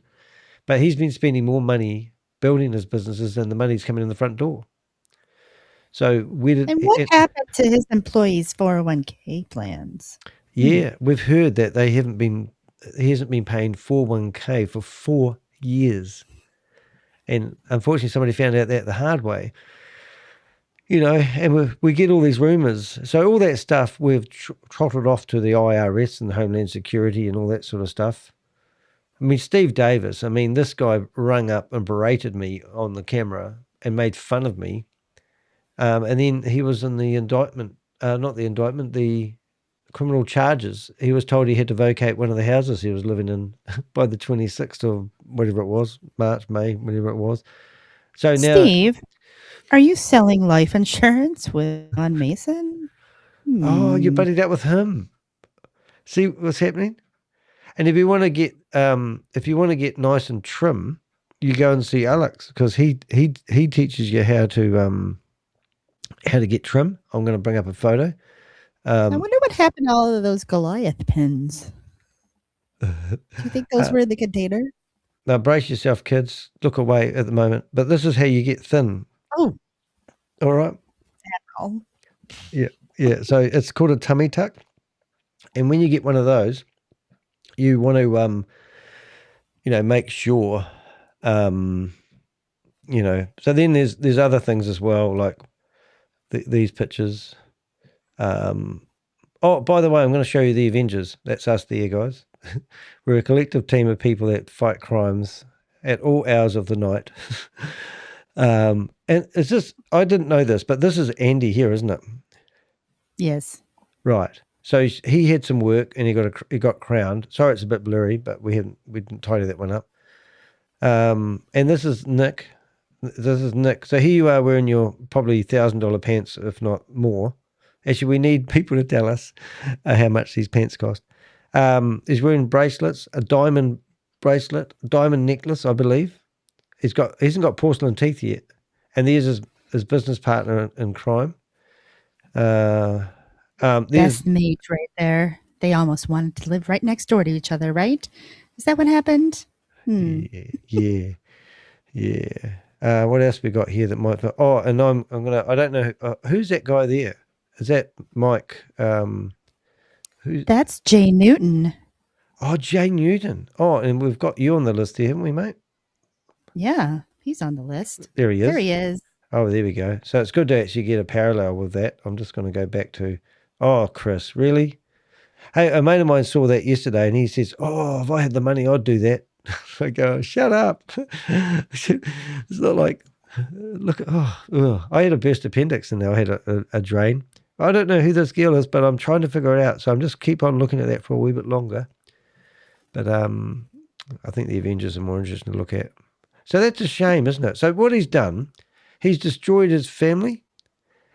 Theoretically, I reckon, this is my opinion, but he's been going through a divorce for the last 2 years, and they haven't been able to get divorced. In the meantime, we've tracked about 8 different girlfriends, and all of a sudden we find that she may be connected to this. So maybe she was holding it to ransom because she thought he should have divvied up half the money. Like, I don't know. But Mike, what else have we got here for you? That one's going to be a goodie. I don't think you'll be wearing your gold necklace though there, but I do like your shorts. But you have to be fully clothed in prison. Oh, but where do they get all this stuff from? So here's a party, and he says, "Rightio, we want shorts with inmates on them. His watch, his neck, everything. He must have stylists or some sort. I mean, these shoes are meant to be worth a few bucks. So what's the shoes here? These are meant to be worth like, are they Louis Vuitton shoes or something? He won't be able to get shoes like that in prison. Oh, look at this one. Is it crazy? Sorry, Danny went crazy. Are you surprised? You look a bit surprised there. Oh, I know. It doesn't help, but did no one think this was abnormal? Happy birthday. Get me a chair, make it look like it was gold. I mean, what would a chair like that cost? Where do you hire them, do you? Oh, give me a king chair. Okay. New donation from Danny's Tummy Tuck. I know who that is. Stop it. You're embarrassing me. It's like, and this here, look at this. Danny's Tummy Tuck. It's like, I mean, I think I can sum this up. Who's in that photo? Let's see if we can pick out those people. Well, so we can do better than that, Suze. We can do better. All right, give me a second. I'm going to do the video. You got the video? Yeah. Oh, yes. I'll turn the music off. But, actually, I don't need to. I actually can. Look, if you want to watch this video, I actually got carried away. Sometimes late at night, I sit here and think, I'm just going to do a video. And then it turns into 4 o'clock at night. But what we did, we all do it, is I'll get rid of the pictures. We all do it. Yeah. If we go to the video section here, I uploaded this. You do videos. I trace wallets, Yeah. So look at this. So I asked ChatGPT to give me a thumbnail. These are the co-conspirators, the team behind Goliath Ventures. And read this here. Goliath Ventures Incorporated, co-conspirators at Ben-David Consulting's Vault 2020. Did What the Fuck TV, Channel 9 missed this? Sorry, I had to say that. I'll just get the sound so I don't get done for copyright. So you'll get the idea, but let's have a look at this. So we've got, let's go back through here at the moment. So why didn't Channel 9 News put this on? So we believe that, first of all, you've got Tomo. Didn't they? I mean, there's several things that I don't understand why they wouldn't just show it. It's already out there. So front row seats. Now we figure that $18,000 each for front row seats. Is that what we saw on today's menu on this year's Vault, whatever? Yeah. So that's Tomo sitting there, and if you look very carefully, you can actually see. Is that his name? What's that down the bottom there? Probably can't quite see that. No. Is that his name? I don't know. I can't tell. It's something. It's a long name, but anyway, it doesn't matter. So now we're on to scene number 2. Steve Davis, fireman extraordinaire. Yeah. Oh, look, and there's Vince Grata in the pink suit. Yeah. Did you know? I think the tickets for this, like to go to the CEO part, $18,000, like $20,000. Yeah. $20,000 each. Yeah. But look, they all can't afford to buy socks. Am I not trendy anymore? Wow. And oops, let's go back. It's frame by frame. Wait, was it Vince or is that Chris? I don't know. They're both in Oh pink my suits. God. Look at this. Tomo's going, how do I look? How do I look in the camera? He's got to look in the camera. Yeah. Everyone's laughing then. Oh, there he is. And they're all wearing the badge. Hey, we might see Rice. What isn't it? Gary Rice here too. That'll be interesting. He has this Goliath pin on. Oh, Oh. look at that. Build- Ooh, marketing material. You were Build right your in legacy. the front. Didn't inherit a legacy. I built one. What bullshit. From sweeping floors from In-N-Out Burger, getting fired from In-N-Out Burger, we could translate this, to building futures. Now, how's everyone's future looking now? Sorry. Every step taught me what real power isn't about, where you start, but how boldly you choose to rise. Oh my God, he needs a boot up the ass. Is that a bold rise that he's done all of a sudden? I don't know. Rise. I'm not thinking so. Oh, that would have been better if I got there. So front cup. Oops. Hold on, we'll just go back to the suit adjustments. I haven't done frame by frame with this. There's Mike there hugging Film Co. Oh, there's a fitness trainer. Yep. Yeah, fitness trainer. Founder. Tomo. Who's he talking to though? I don't know. I don't know. Oh, hold it. Hopefully somebody that didn't invest in Goliath. Yep, here he's chatting up the girls. And look, he's got Louis Vuitton shoes on too, because I learned from our coach on shoes that he's got red bottom shoes. So that means something. The security guard looks like he's eating all the muffins. But anyway, just saying. Oh, help. They flick through their ads pretty quick, don't they, the stuff? That's Tomo again. Oh, drink time. Oh, there's Vince. There's Vince. Oh, hey, mate. Hey, if any of you guys are really sorry for what you've done in your involvement with Goliath Ventures, please do reach out to me. We'd love to interview. Oh, you're right. I think you're right. You're right. Is that the booth or is that the where they check in? No, I can't tell. No, it's got Goliath logo in the background. Yeah. Yeah, and a TV. Because we've seen pictures of that. Well, there we go. Another a new donation from Danny's new socks. New socks. Stop it. Oh my God. Look, I'm going to close the chat room. Thank you, Danny's new socks. Yeah, stop it. Oh, hold it. I'm actually really enjoying this slow motion thing. Oh, who's that? Oh my God. That's not Sophia. No, I don't know who it is. No. What I'm getting at though is these guys are kids. And these weren't corporate people in charge of your money. And they shouldn't even have companies. It's a disgrace to entrepreneurial people. Oh yeah, it's better. I mean, what is that Gumpy doing? I mean, I'd love him to meet me. He threatened to meet me, and I could tell him to hump my leg. Hi, Steve. What's that mean? Look at my badge. Let me show you my picture. A bodyguard. Oh, so we have a correction in the chat. We do? Those shoes are known as lubies. Oh, okay. Lubies. Where did you see that? Red. Glitter Toast helped us out with that one. Oh, I see. Oh, lubies. I can't even read that word. Lubies. Lubies. There you go. If you want to buy some red button shoes, they're not sponsoring the channel at the moment, just saying. But if Lubies want to sponsor my channel and tell you, You know, they could be what they could do. And I remember going to this scam conference thing, and they said that if somebody buys a Lamborghini, they now follow where the payment came from and track it backwards. So what you could do is you go to all these shoe companies and find out who's buying your shoes, and then you start tracking all these criminals. All right, here we go. Where's Chris? Now, we're going to listen to this part here, because this part here is really funny when you think back now. Because even he doesn't know. And you don't have your hands in your pocket when you're on stage, just saying, ladies and gentlemen. Unless you've got no holes in your pockets. But anyway, that's a different story. I was big into crypto. Big into crypto, guys. We heard it here first.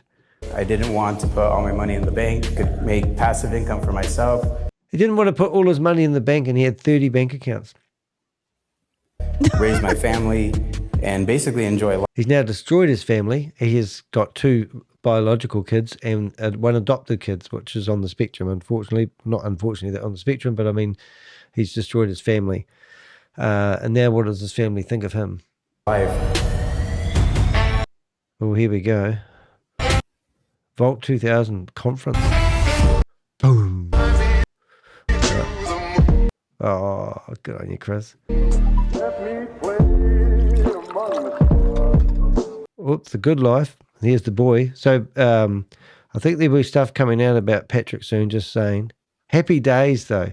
Who's the glasses in the background? Ooh, do we know that? Is that Michael Hernandez? Is that Michael Hernandez right there? Yes, it is. Yep. He's happy man. There we go. Wasn't so happy after that, though. Right. Who's the beard guy? Is that basketball player? Oh, no, that's the security guy. Yeah. Vince. Oh, look, and there's Mark kissing me. They said they had photographers. They said they had photographers at the airport when I landed, and they said he got New picked up. coffee shop sale from Jackie. Oh, somebody bought my book. Thank you. And I did have intel coming in this morning that one of my video descriptions had Hunter Smallback written incorrectly. So I thought, thank goodness people read the descriptions. And it was this video. If you go into here, I actually list all the names So the in people. here. Yeah. And I had Hunter Smallback spelled incorrectly, so we fixed that up. Thank you very much. One of my Avengers checking my spelling. There he is. Who's that guy? Who's the blue one? That one I don't know. Oh, there's Nick.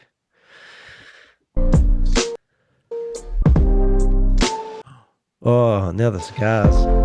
There he is, living the dream. Unreal. All right, come on, you get your money's not getting your money's worth here, Susie. You got to read now. Right, where are we up to?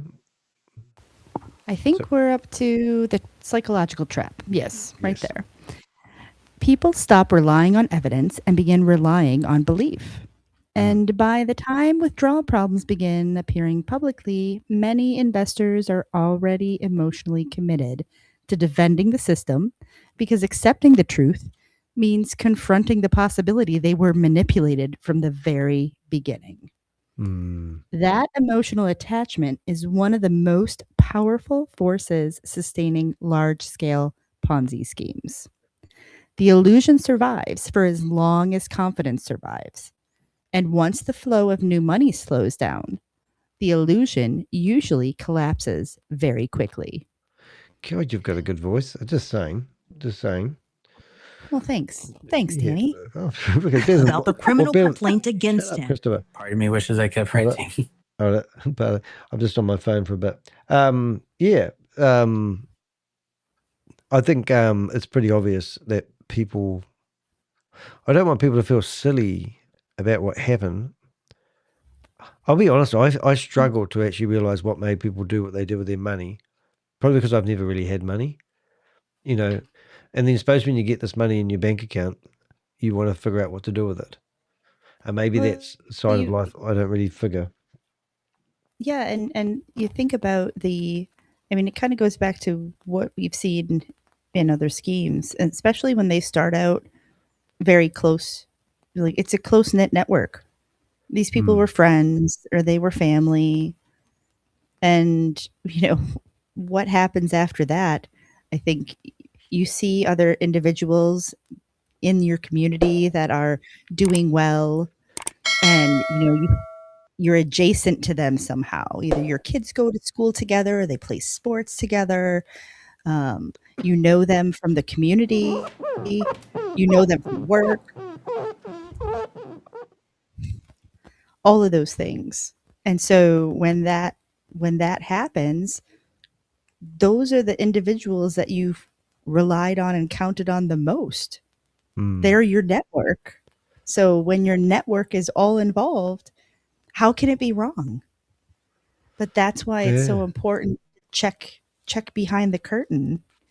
Well, right? And I think sometimes I think people are almost embarrassed to ask because they don't really know. And so they're like, well, if I ask, then they're going to think XYZ of me.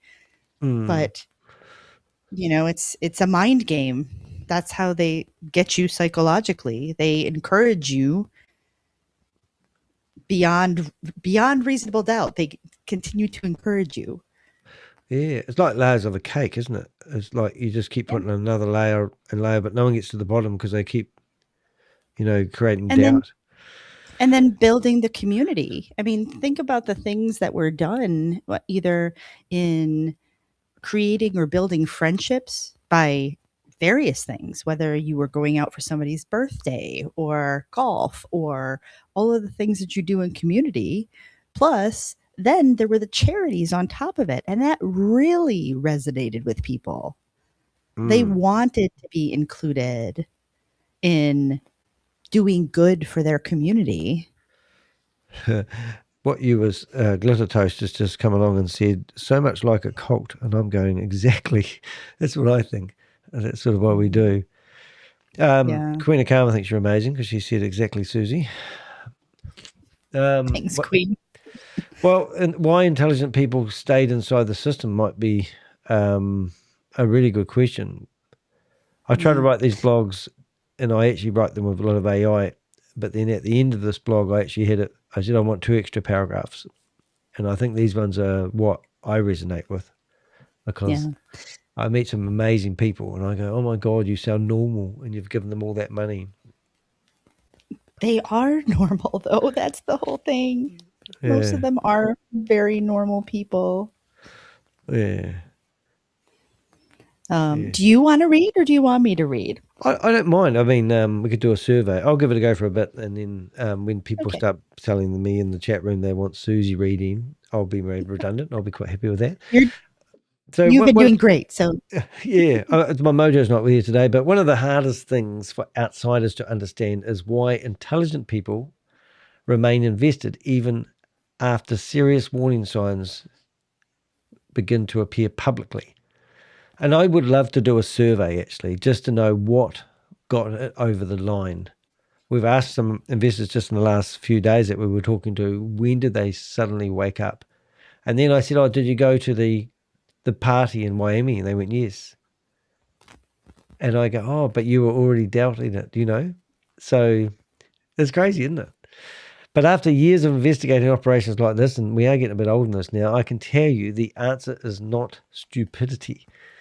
It is psychological entrapment. I hate labeling people, but you guys have invested, you've all been psychologically entrapped.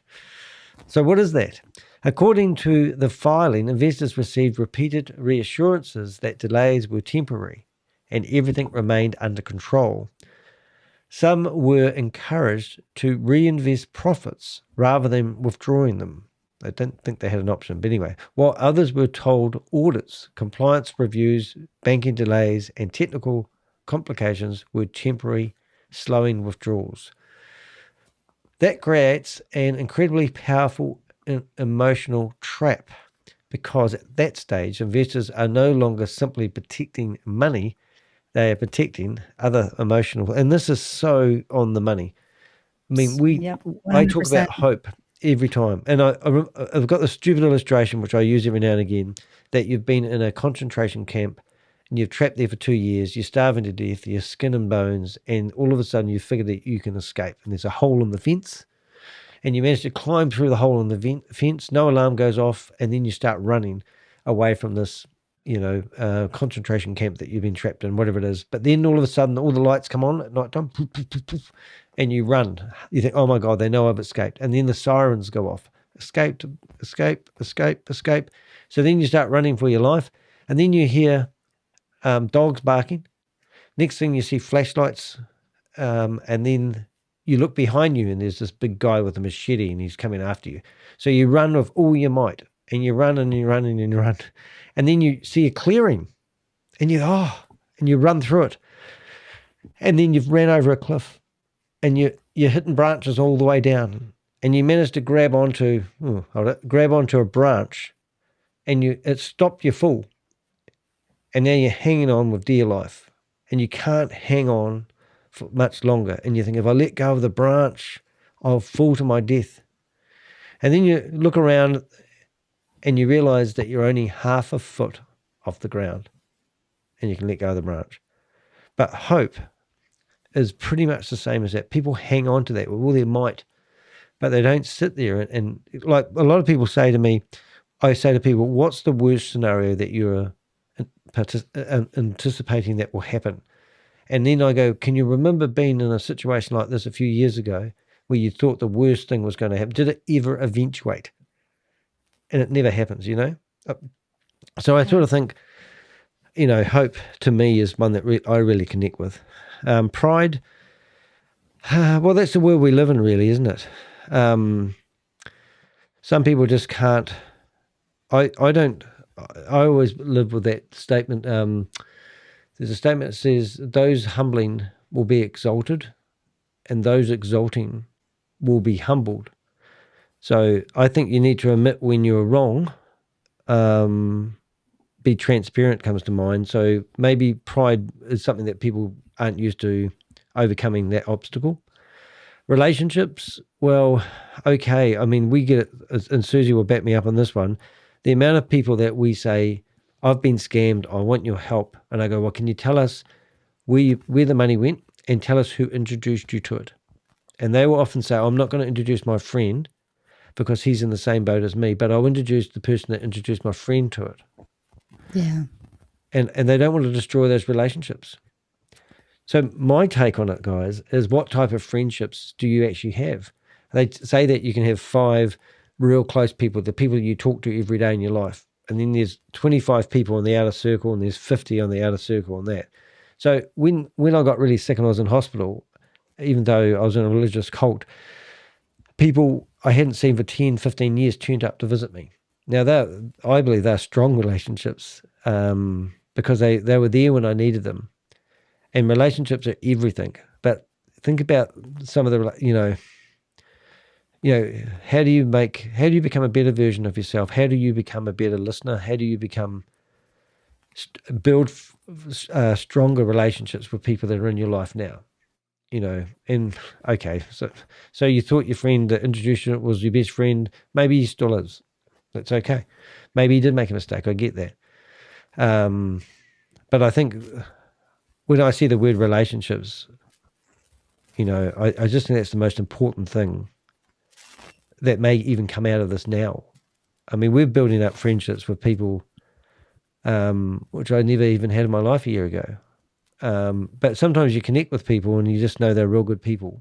So keep your flip-flops. Okay.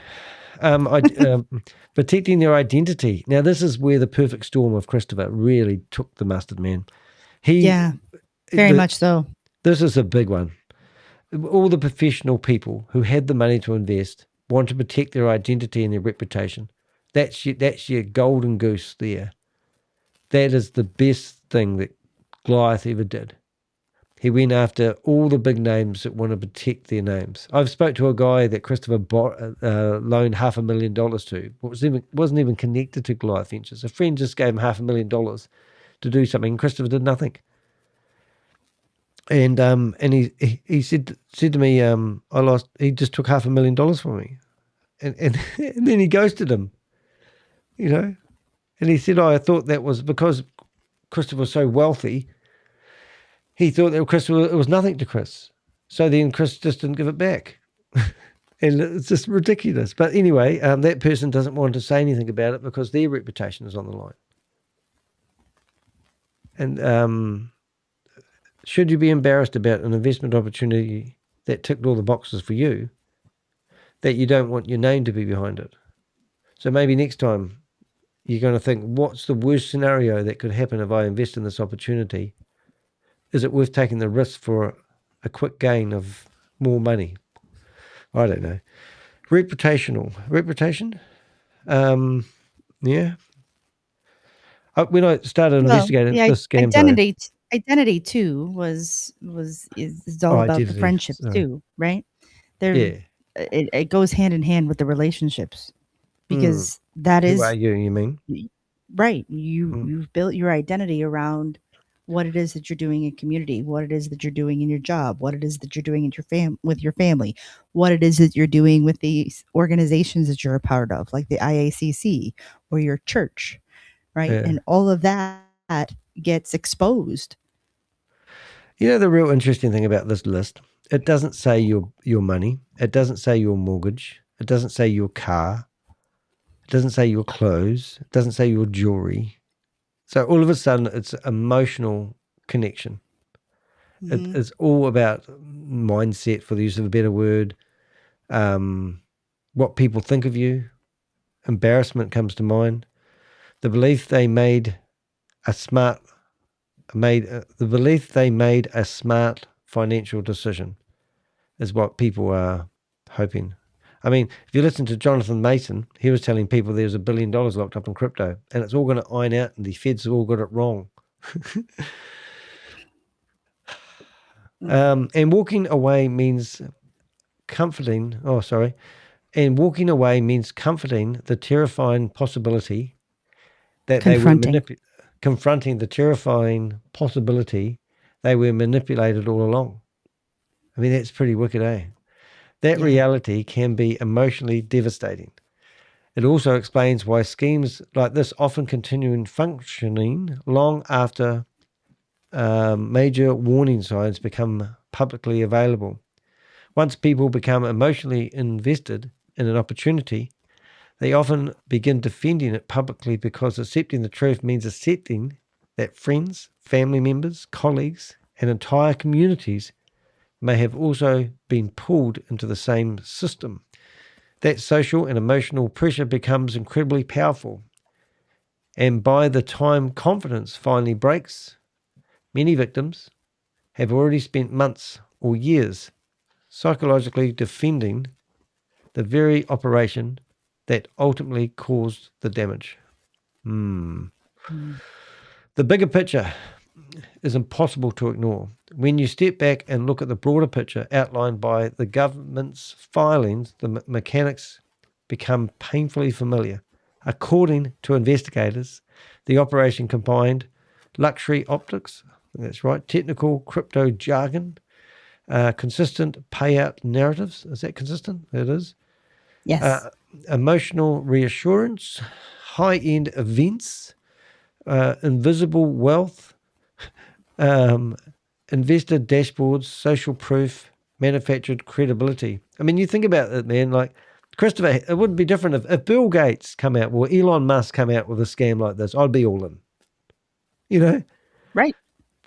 But when somebody like a burger flipper from In-N-Out Burger, who's already been fired for stealing, starts up a Ponzi scheme, who's been associated with Trader's Domain, also NLP. My liquidity partners. Ooh, now that we touched on my liquidity partners, let's just stop there for a moment.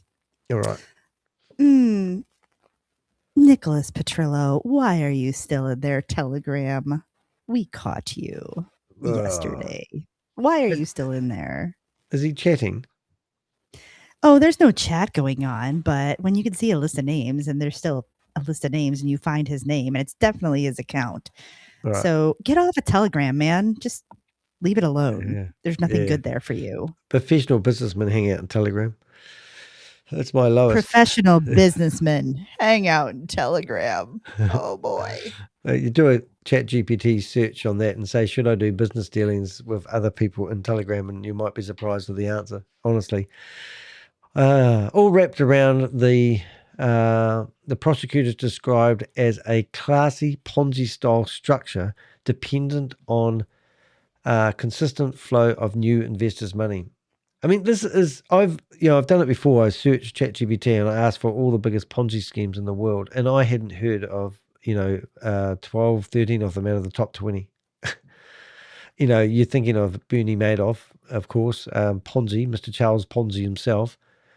But it's actually quite common. And also what was more staggering was the amount of money that these large Ponzi schemes took from everybody. This is meant to be one of the biggest ones in modern history in America. But I guarantee you there's another one brewing right now, like the Onyx Reserve, Eric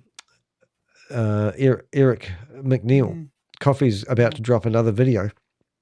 If you want to see that video, make sure you join his Patreon. But we have a follow-up video about to drop. And we also investigated the Onyx Reserve because of Matt Burke's association. So if you haven't joined the Patreon, go watch that video. But we're just getting warmed up. Money came in, confidence was maintained, luxury was displayed, early payouts reinforced belief, and according to federal prosecutors, enormous amounts of investor money flowed into personal enrichment, while victims believed sophisticated investment activity was taking place behind the scenes. Did you ever see Christopher working? I said that to somebody the other day. Did you actually see Christopher ever working? They said it was our luxury. He was always on the phone. Yeah. Is that working? Yeah. That's weird. I mean, okay.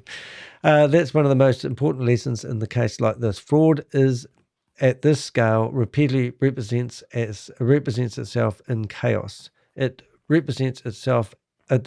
Fraud at this scale really represents itself as chaos and presents itself as success. People saw luxury homes, exotic vehicles, professional offices that weren't refurbished, major events, polished presentations, and apparent financial growth.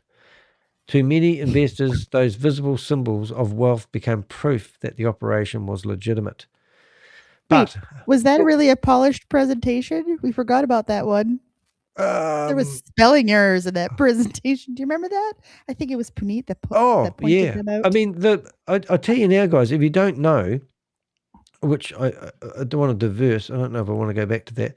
I want you guys, if you ever do anything ever, and you're really heavily involved in hyperverse, sorry. Did I just say hyperverse?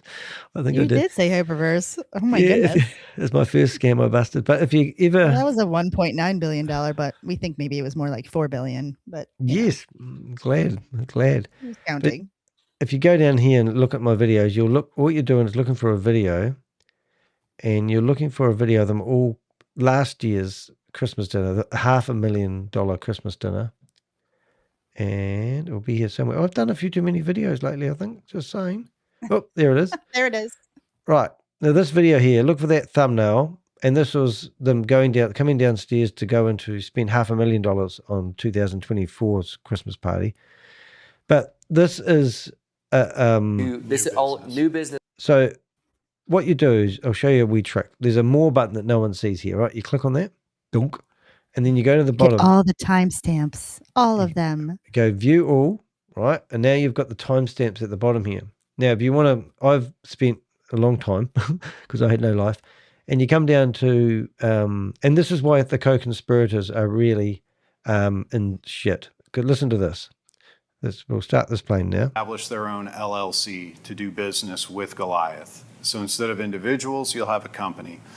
Creates a legal barrier. It's a limited liability company, which is good. The other thing that it does is it creates a clean way for you to be paid by Chris to serve your clients, which are ultimately Goliath's clients, right? Why would you do that? So set up your own company so that your company can serve Christopher's clients. I mean, you can't make that shit up. So this is what they did. And then everyone was becoming a partner in Goliath Ventures. And these partners had no control of the company. So that it was all just smoke and mirrors. And CoffeeZilla went through this. This is 1 hour, 47 minutes and 19 seconds of your life 16 seconds of your life that you need to watch this video. And if you get excited along the way, like it is actually... I disagree to some degree. What with? Because Well, there might have been control at the top, but all of these other LLC companies were under the umbrella. And so you won't find in the payout structure, at least from the crypto side, you won't find wallets from Goliath that were paying, but you'll find wallets that were paying from Prime Ledger Capital or 21 Ventures. What was that next company? Oh. Yeah. And some real cool stuff from this. They talk about the company that they're talking about here is actually Wealth MD. Is that right? And Black Block. Yeah. So there were two companies that, if you watch CoffeeZilla's video, you'll know more about it. But this sort of handed everything that we were doing to us in a platter. It's just, we sit here like we can still watch this now with excitement because they just painted out the whole find picture. Something else. Yeah. Every time we watch it, we find something else. This is or like some other piece makes sense because of something else we found. Well, this is the cover of the jigsaw puzzle we built. And when you lose the pictures and the parts and the bits to go, you go back to the cover. And then you realize, watching the cover, oh, I see the picture again. But honestly, Chris even threatened people in here saying that if they didn't get everyone to sign NDAs, this is the part here. It's worth listening to this part, actually, if it's the right part, because this is Chris threatening everybody. I will spend every dollar I have, like I've said before, I will spend every dollar I have to protect my company. Which isn't actually a lot now, just saying. I will come after you in every way possible. So just follow that small step and do yourself and save yourself a headache. Got it? Critical. Wait. And from our end, they have to be background checked. That is the key. I have a lot of money. So you were NDAing? He just said, check with Nadia because I have a lot of money. Did you hear that before? Yeah. And also, before you say Queen of Carver, the windows are dirty. Oh. Sorry. I think Queen had to leave. Thank goodness. But the NDAs, right? Everybody had to sign an NDA. An NDA for what? Because they couldn't tell everybody that it was a Ponzi scheme. That's right. What were they NDAing for exactly? No, but go and if watch you're that still video. nervous about that NDA, it's not worth the paper that it's on. I know, but this is what we talk to people, and they go, "Oh, but I signed an NDA," and I'm going, "Well, NDAs do not protect criminal activity. You don't have to shut your mouth if there's criminal activity going on because it was fraud." Yeah, because we've got some of these co-conspirators threatening people with legal action at the moment, and we're basically saying, I don't think any of these guys want to find themselves in a courtroom or challenge the law right now. If you've been involved courtroom, arbitration, none of it. Yeah. And I think the best thing you could do is delete everything you've got on social media, delete your Facebook account, your Instagrams, the whole 9 yards, everything you've got, and burn everything that you've got, your phone, destroy it, and then shut the F up and go live a life and live in a homeless shelter somewhere. That's your best option. If you think you've got some clout to throw around at people now after being involved with Goliath, you've missed the planet you live on. You should go live on Mars with Elon. But just saying. Anyway, people saw luxury homes, exotic vehicles. I think I've read this. Major events, polished, blah, blah, blah. Operations look legitimate. According to the investors, much of the image has been sustained using using the very money investors believe was safe in operating the passive income behind the scenes.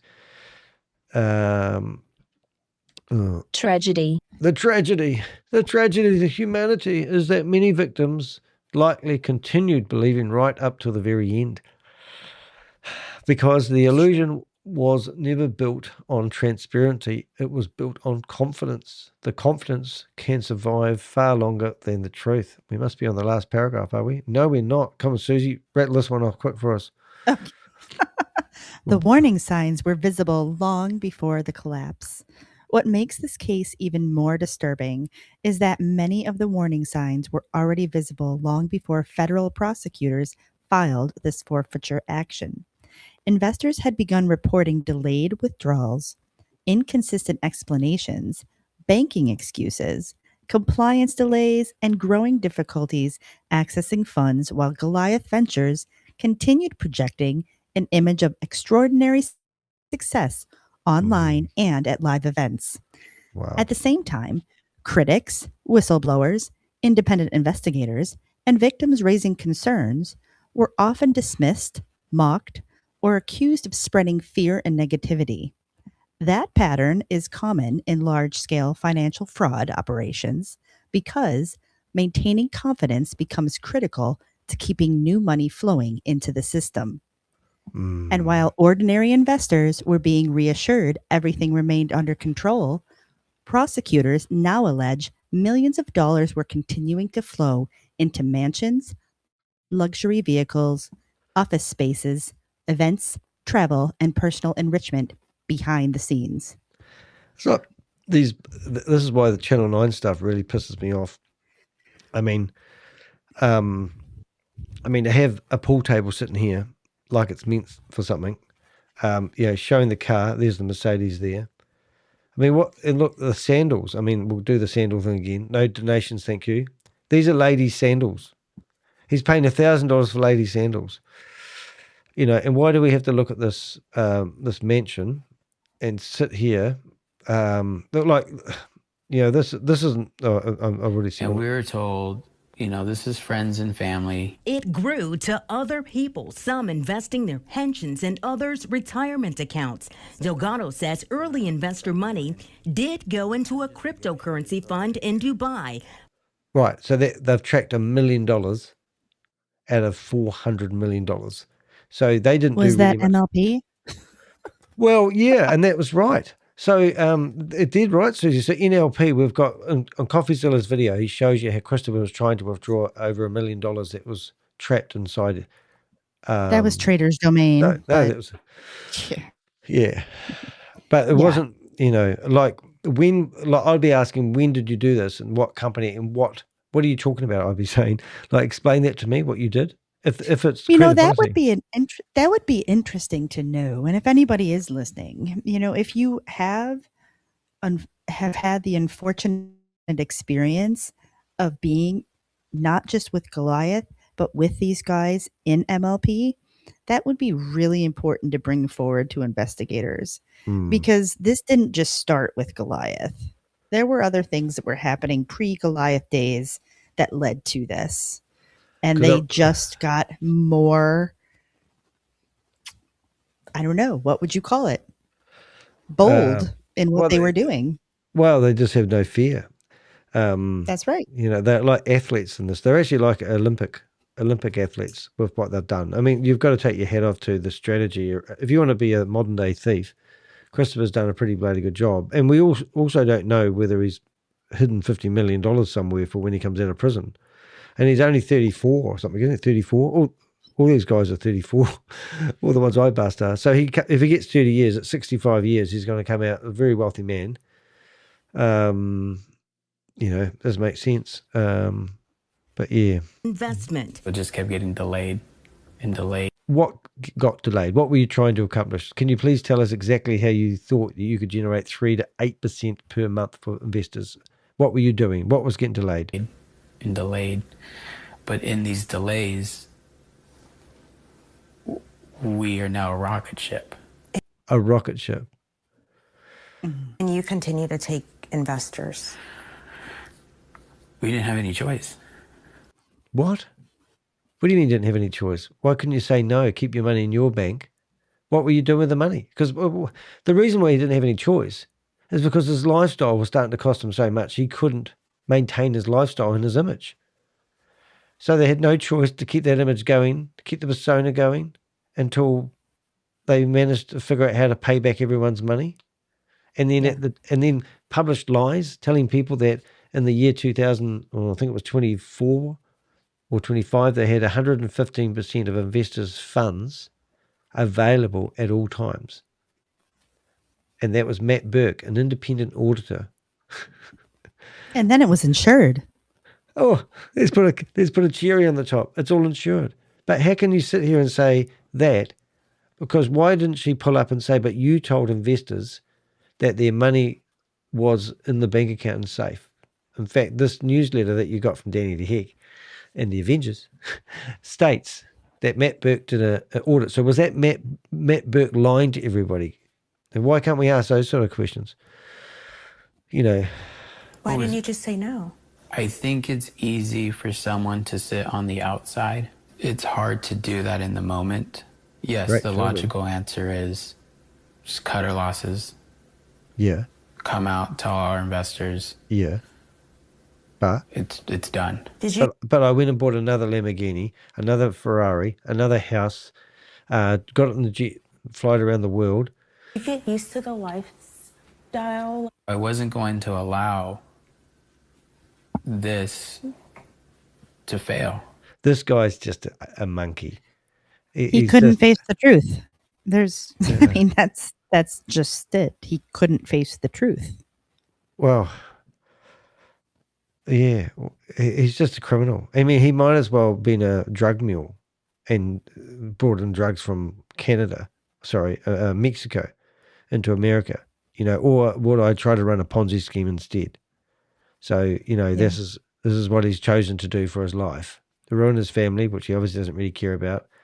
Be the man about town, a real philanthropist, I nearly got it out right, and just hand out all the money. Like, I heard that his hair cost a lot to get cut too. You know, he would, like I've said before, like the office cleaner was getting paid $80,000 a month, for example. I won't tell you exactly what they were doing, but it was a task like that. And he was paying them $80,000 a month to clean the office. Does that sound like a guy that was trying to get the business going? Let's pay them $80,000 a month. They'll like us. So for many victims, the filing will be emotionally devastating. For many victims, the hardest part of reading the filing is not simply the dollar figures. It will be seeing exactly where prosecutors say the money went: luxury mansions, exotic vehicles, commercial office space, million-dollar events, private travel. Visible wealth displayed publicly, while ordinary investors believe their money was safely generating passive incomes behind the scene. The reality is emotionally crushing for many people because these are faceless transactions on a spreadsheet.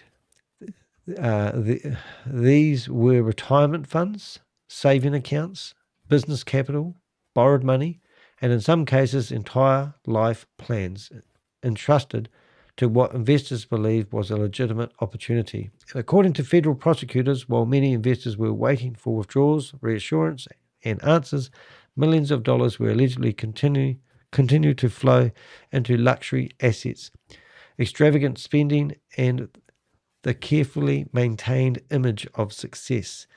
That is Let's not forget one thing that's not on this list. Legal counsel.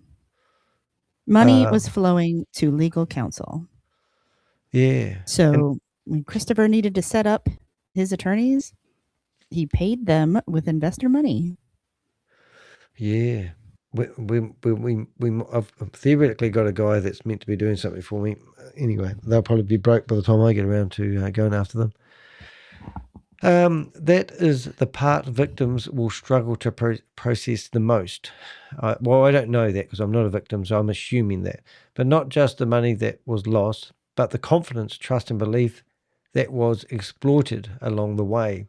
And for many victims, other questions still remain unanswered. Who else knew? Now, this is the part of the whole blog I wanted you guys to really listen to.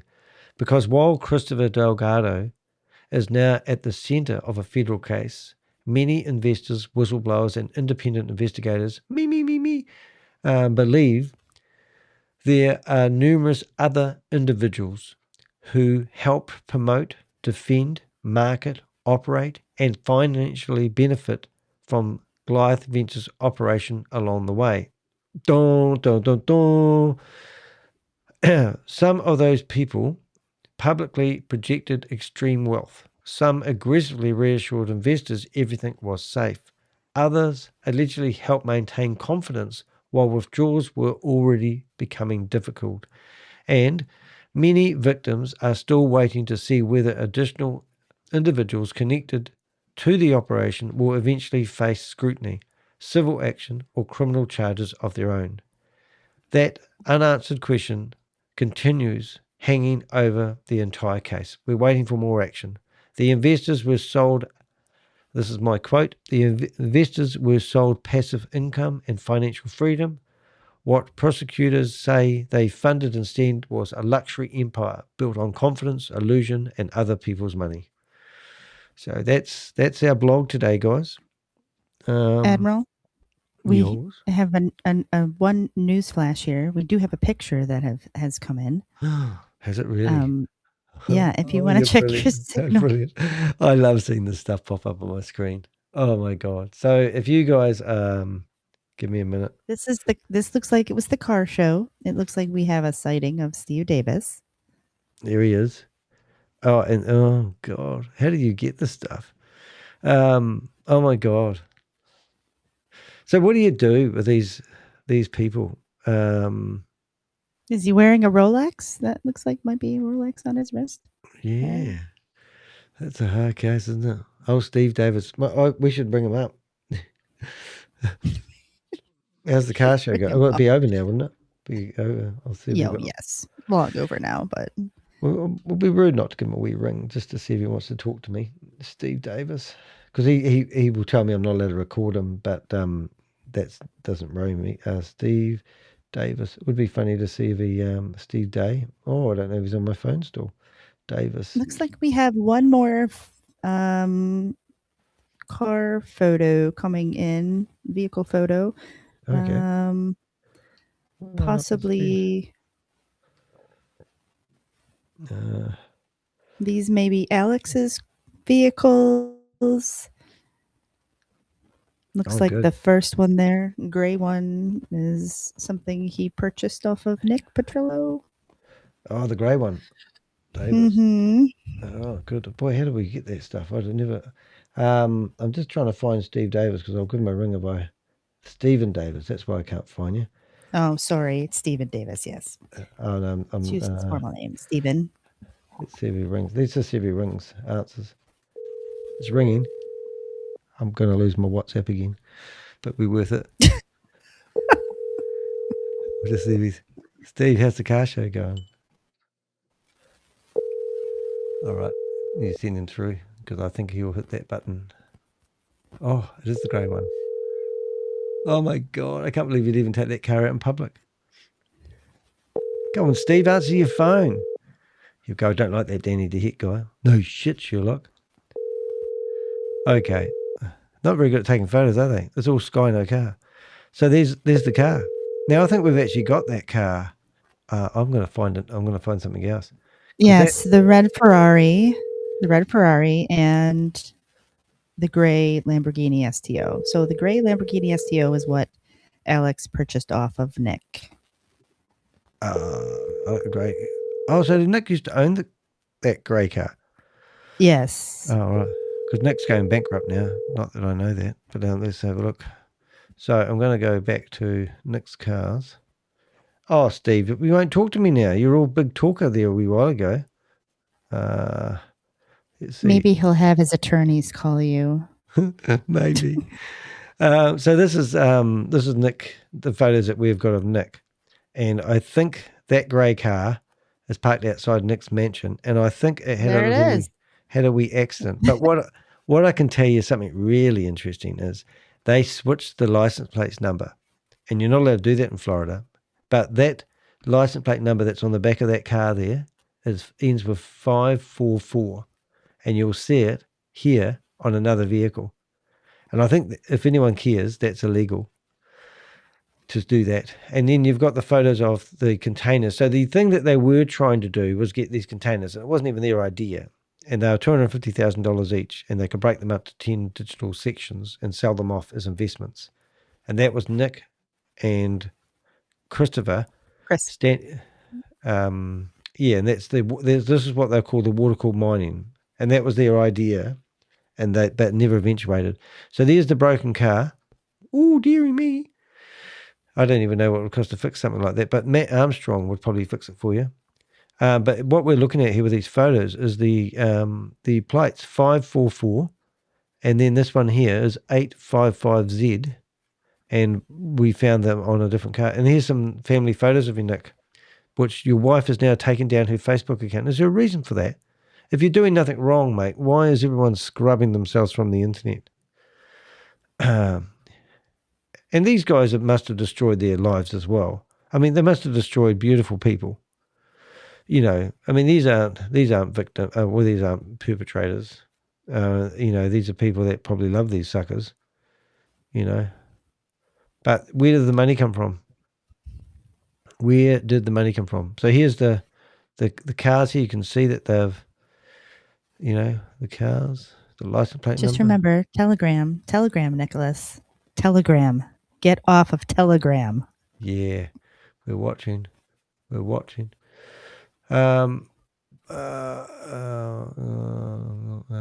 Yeah, cool. We might have somebody helping our friends too. We've just got some nice messages coming back. Because when your brokers ask us, just before you go bankrupt, you take the family on a jet. Daddy's 70th birthday, it's nice to hire a jet and take him somewhere nice. And then you file bankruptcy. That's real cool. And you'll find that... I almost forgot. Christina was the one that was working for him, right? That's his sister. Oh, you mean this lady here? Don't know what you're talking about. Yeah, Christina Turner. I do like Jerry, though, because he looks like he's a hoot. He looks like pretty cool. And Batman, that's good. We put a mask on him. Batman, fat man. So, Brittany. Yeah. So, Brittany does part-time hairdressing if you need your haircut. She just had Nick Petrillo's third child. And Nick Petrillo's also got a mistress. And it's not the first one. We've actually heard, unfortunately, Brittany, block your ears, but he's had quite a few mistresses along the way. We've had confirmation of that.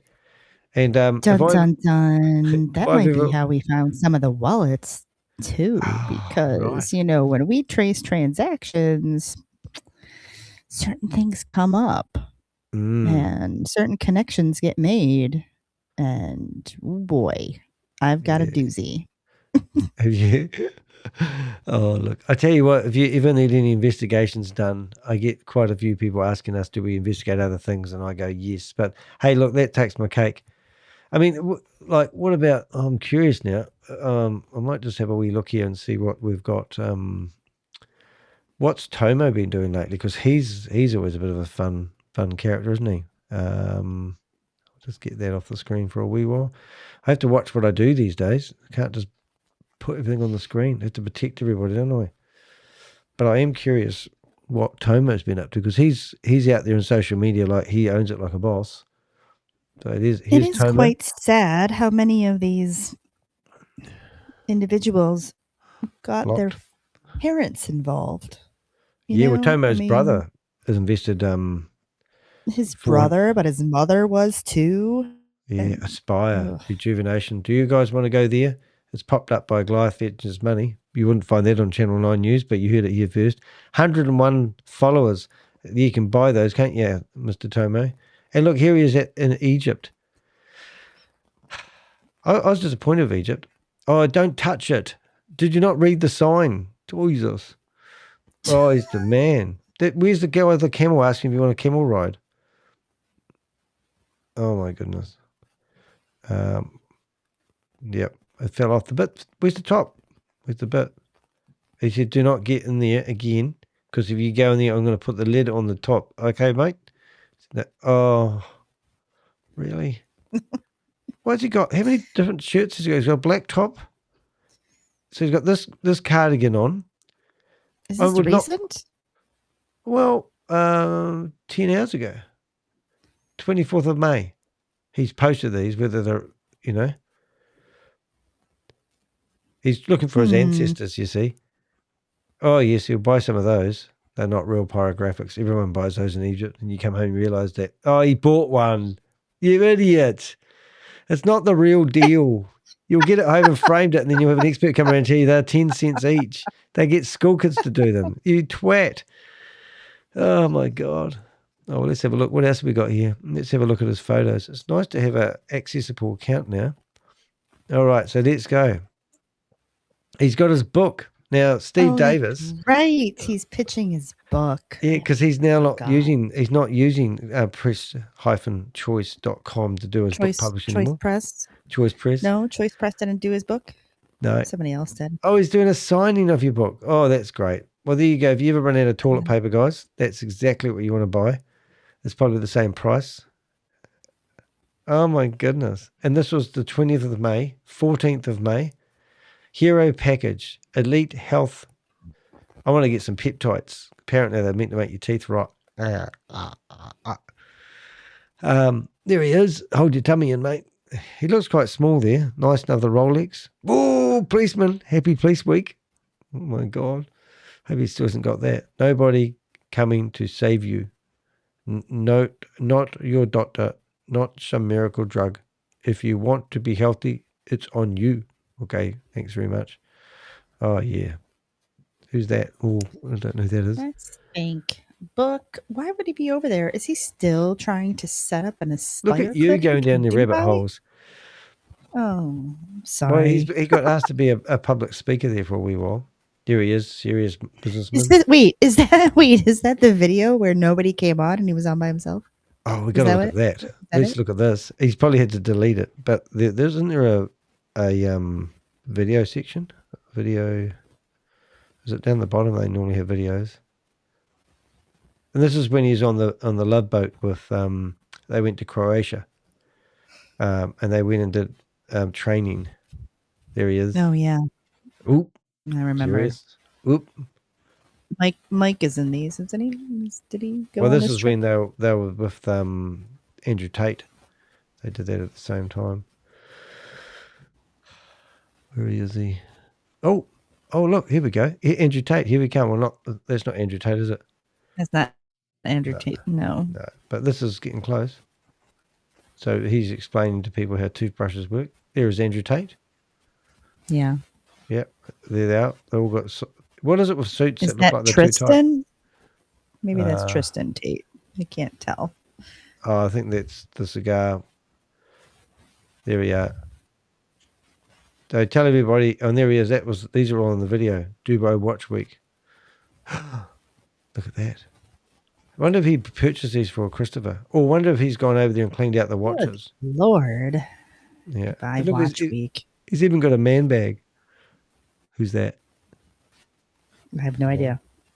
Oh, Patrick Ben David. There's Patrick again. Okay. We'll keep it. So this Nick must have Flally. been. I don't know who that is. Jessica Adams. You met my friend Dean. Great work. Okay. Dean? Is that what that was? Yeah. These pictures are small on my screen right now, so I can't really tell who's sorry. Oh, look. He was an ex-customer of his. He used to take his pet tights, and then he's all like, anyway, that's... No, that's a... No, he went to speak in this conference, and that was, I remember seeing this one. Not there, keep an eye. Oh, this guy looks pretty tidy. Motorola. White House? No.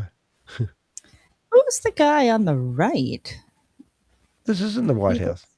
This isn't the White House? No.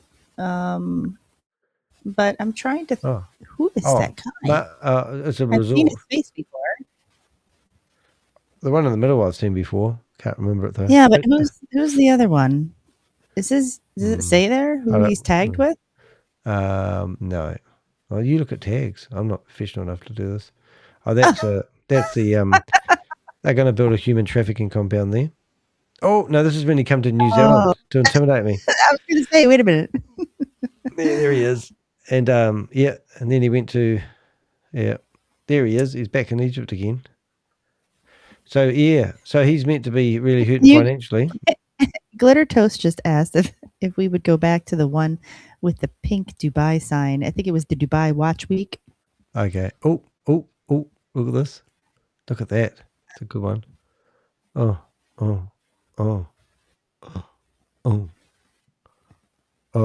Who's that? Mike.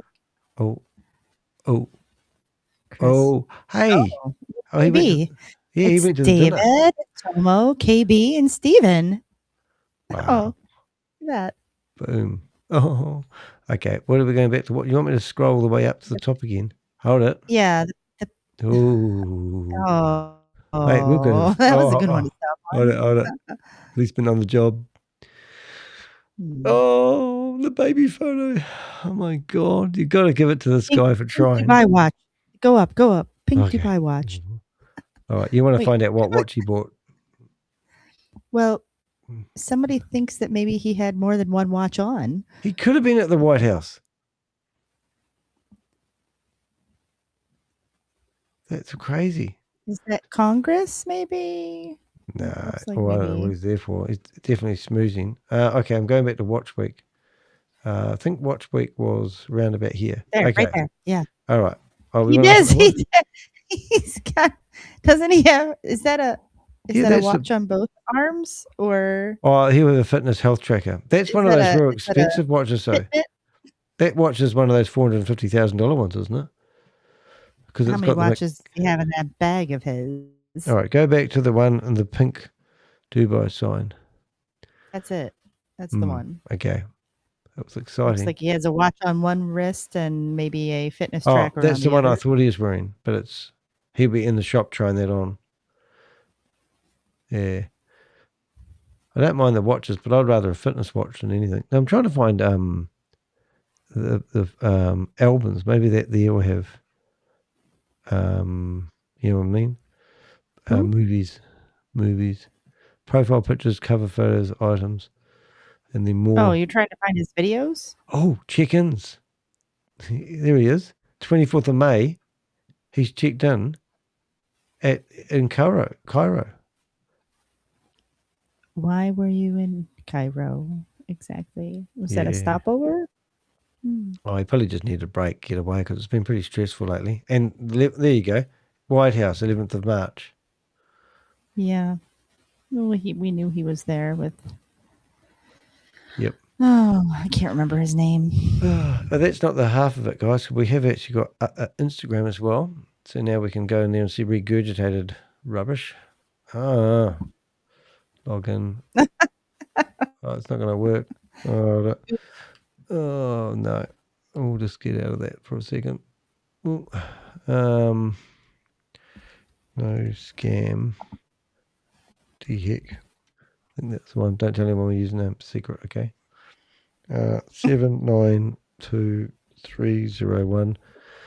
Okay. Oh, right, let's go in here. Let's go. And oh my God, how many passwords can one person have? It's like logging in is just so hard these days. It's like no scam. Okay, let's see what we got. We're going to go back. I'm going to log in. Oh, now we need a security code. Oh my goodness, now we need a fingerprint. Now we've got the security code. Now we're in. And now we've got to go back. Right, now we can go back to here and go back to here and go back to here. Oh, he's taking his Instagram down. Well, he's changed the name of it. He can't do it. No, it means I could be blocked though, couldn't it? Oh, I think he blocked me. So I need to, I can't do an incognito window. Oh, yes, I can. So if I go here, oh, you won't be able to bring it up though, will you? Let's have a look. I'll just see if I can go new. This is becoming painful. It's definitely still available, but I'm sorry you can't see it. I know he doesn't like me. Do you have the right handle? Remember that day where, so Tomo, just in case you're wondering how tricky your blocking techniques are, it just means I can't comment on you. And maybe he's doing something with his book, because these are all tagged. The first three are normally tagged. Oh, is it this one here? Is it this one? Oh, hold it. Oh, I can't view it. Oh, that was your moment where you were talking about how you'll do anything to make money. So I think a lot of the stuff I see here with Tomo though is intimidation techniques, and you know, that's if you like. I've still got the video, Tomo, where you threatened me. And you said to me, "You don't know who I'm dealing with." This is how to deal with the haters. Oh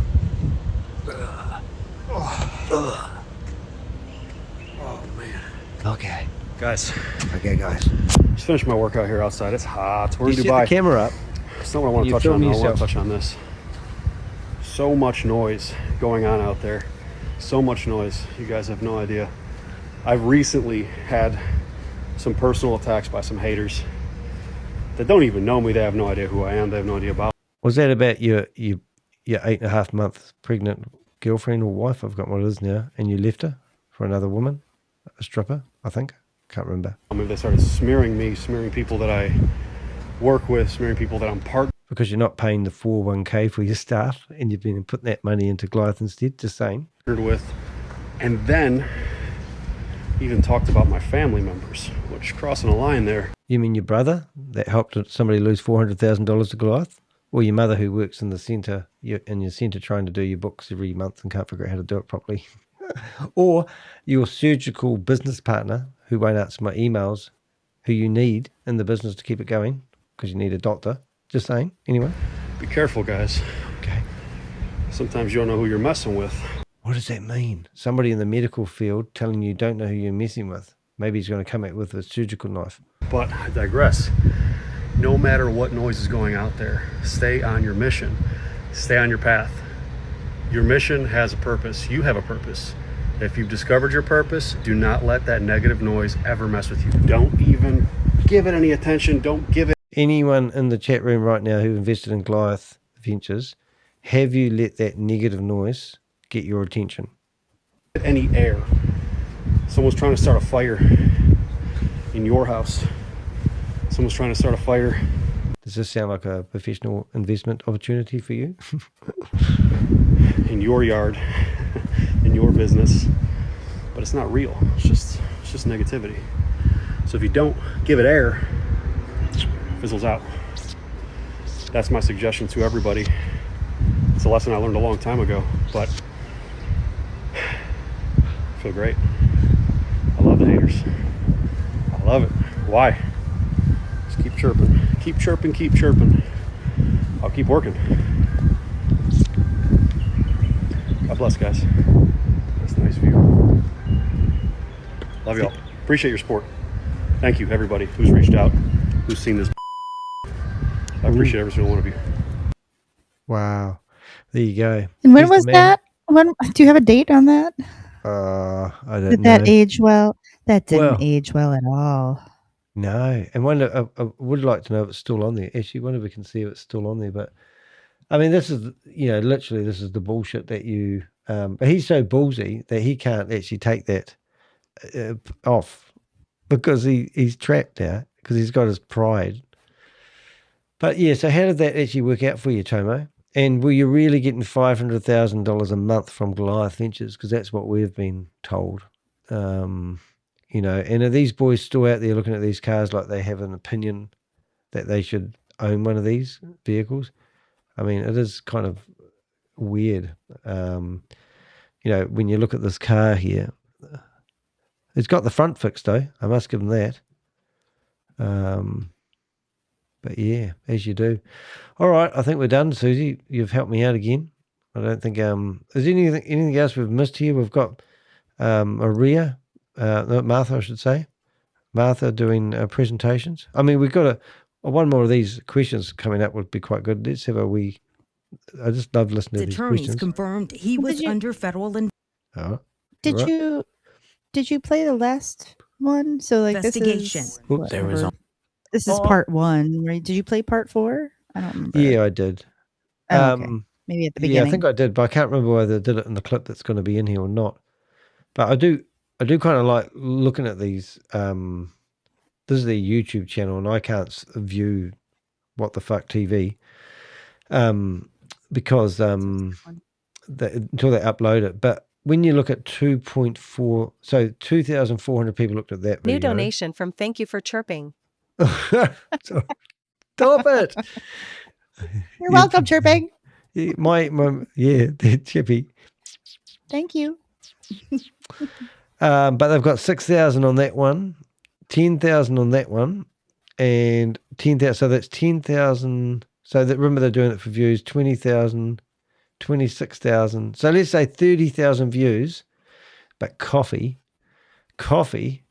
did, he's up to 3.8 I think it's 5 3.4 million. million views, and that's pretty, so that's what, and this is the real deal, because what I'm getting at is that this is independent journalism, writing a story, writing the real story, and real journalism isn't reading court documents at the bottom of the cliff.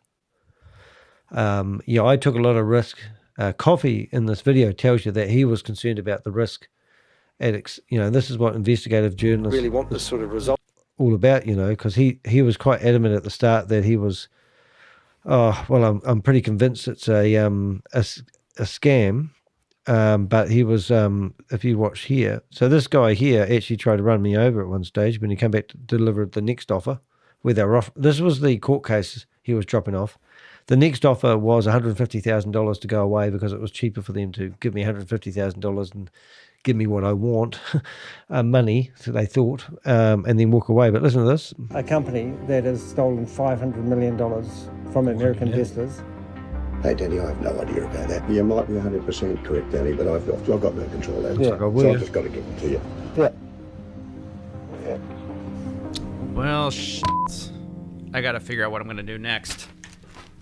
So he goes to the bar. I got big problems, Maxwell. I got big problems. Oh, jeez, Coffee. Don't tell me you brought a lawsuit into my bar. No, I might get sued. This whole complaint, they sued Danny, and now everybody's freaking out. Of course they're freaking out. Have you seen this guy's building?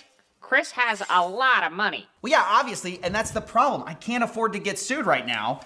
But what am I supposed to do? This ruins everything. You could always report it to the government. Not really. But look, honestly, guys, He has a lot of other people's money. Yeah. I mean, that's the thing, It's incredible, isn't it? Yeah. Before we close, Admiral, can we just take a quick run through the receiver's website for all things related to the Goliath bankruptcy? In case people don't know where to go, they might be seeing the face of it, and they might know how to see certain information for how to do their proof of claim. But there is also some other sections on there that are important, including all of the dockets that are against this. So you might not know where to go right away when you're first looking at this.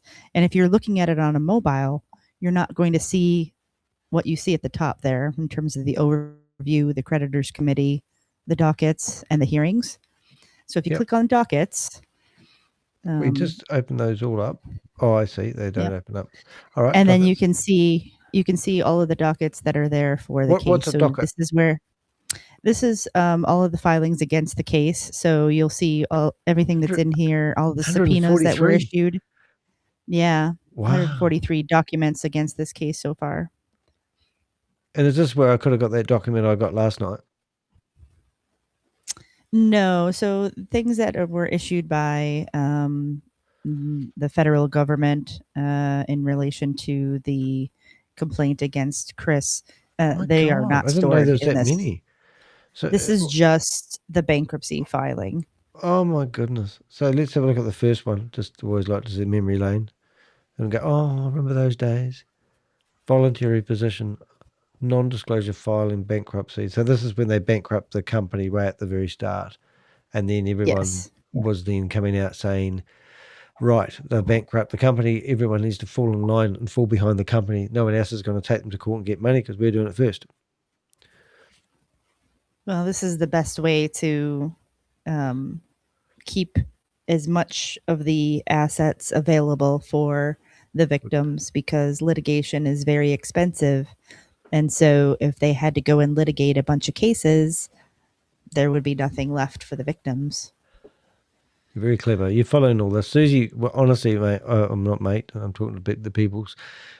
Susie opens every one of these and reads it from top to bottom and then tells me a summary. Like, put it this way. Yesterday, they spent 6 hours discussing the document that I looked at. I had the blog online and everything this time. And then you're trying to tell me, watch the video from Channel 9 News. And I'm going, I've already finished the blog. We had it all finished before before I even saw the correspondence. It was only this morning while I'm laying in bed, I'm going through my messages, and I get a lot of messages. I'm really trying to catch up with the correspondence with, let's say, the Avengers, and it's friggin' amazing to have, like people working with the same intent and purpose, and I've been, it's It is just good. it is And pretty thank you to amazing. those that have and that we've been able to have come alongside us and hash through a lot of this stuff, because it does mean a lot to us, and we hope that we are doing right by you.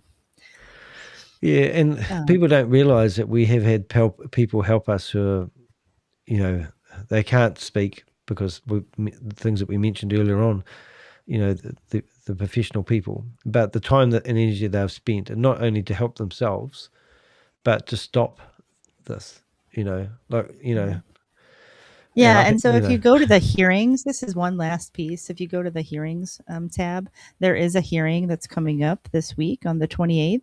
If you are interested in attending that hearing, you can do so either by phone or by Zoom, but you need to register ahead of time. So it's important to find the docket regarding that hearing, and it will give you the information. Yep, and that'd be cool. That's quite neat. And so does it tell you where to apply in the docket normally? Yes, it does. Yeah. Wow. What's this? I Termination. Just don't give me the Zoom address. I like storming into those. I know. I got one today. I was tempted to actually have a Zoom meeting open on the side, but I didn't.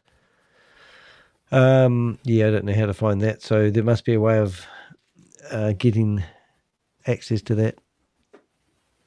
Yeah, if you are somebody that has already filed a proof of claim, you have the ability to access the Zoom.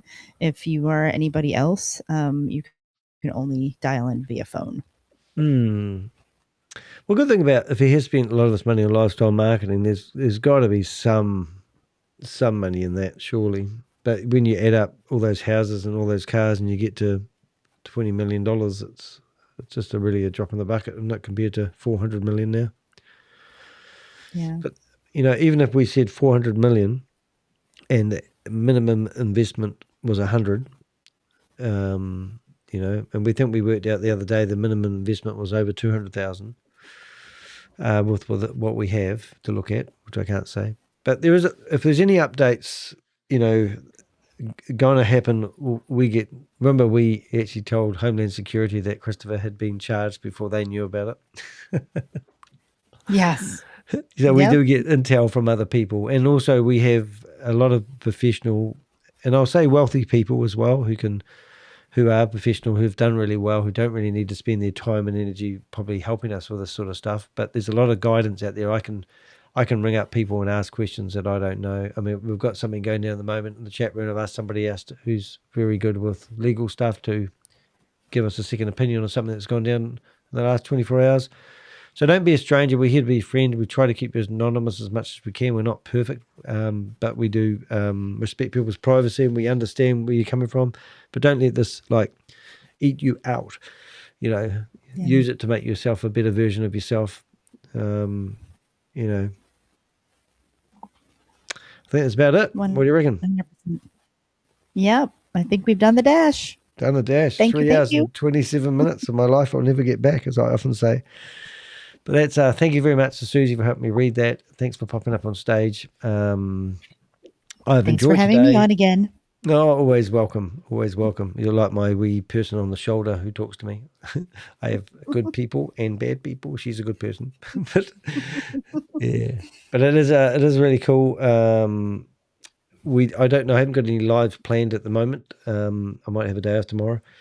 I'm going to go buy myself a new plug for the back of the computer, which seems to be playing up. But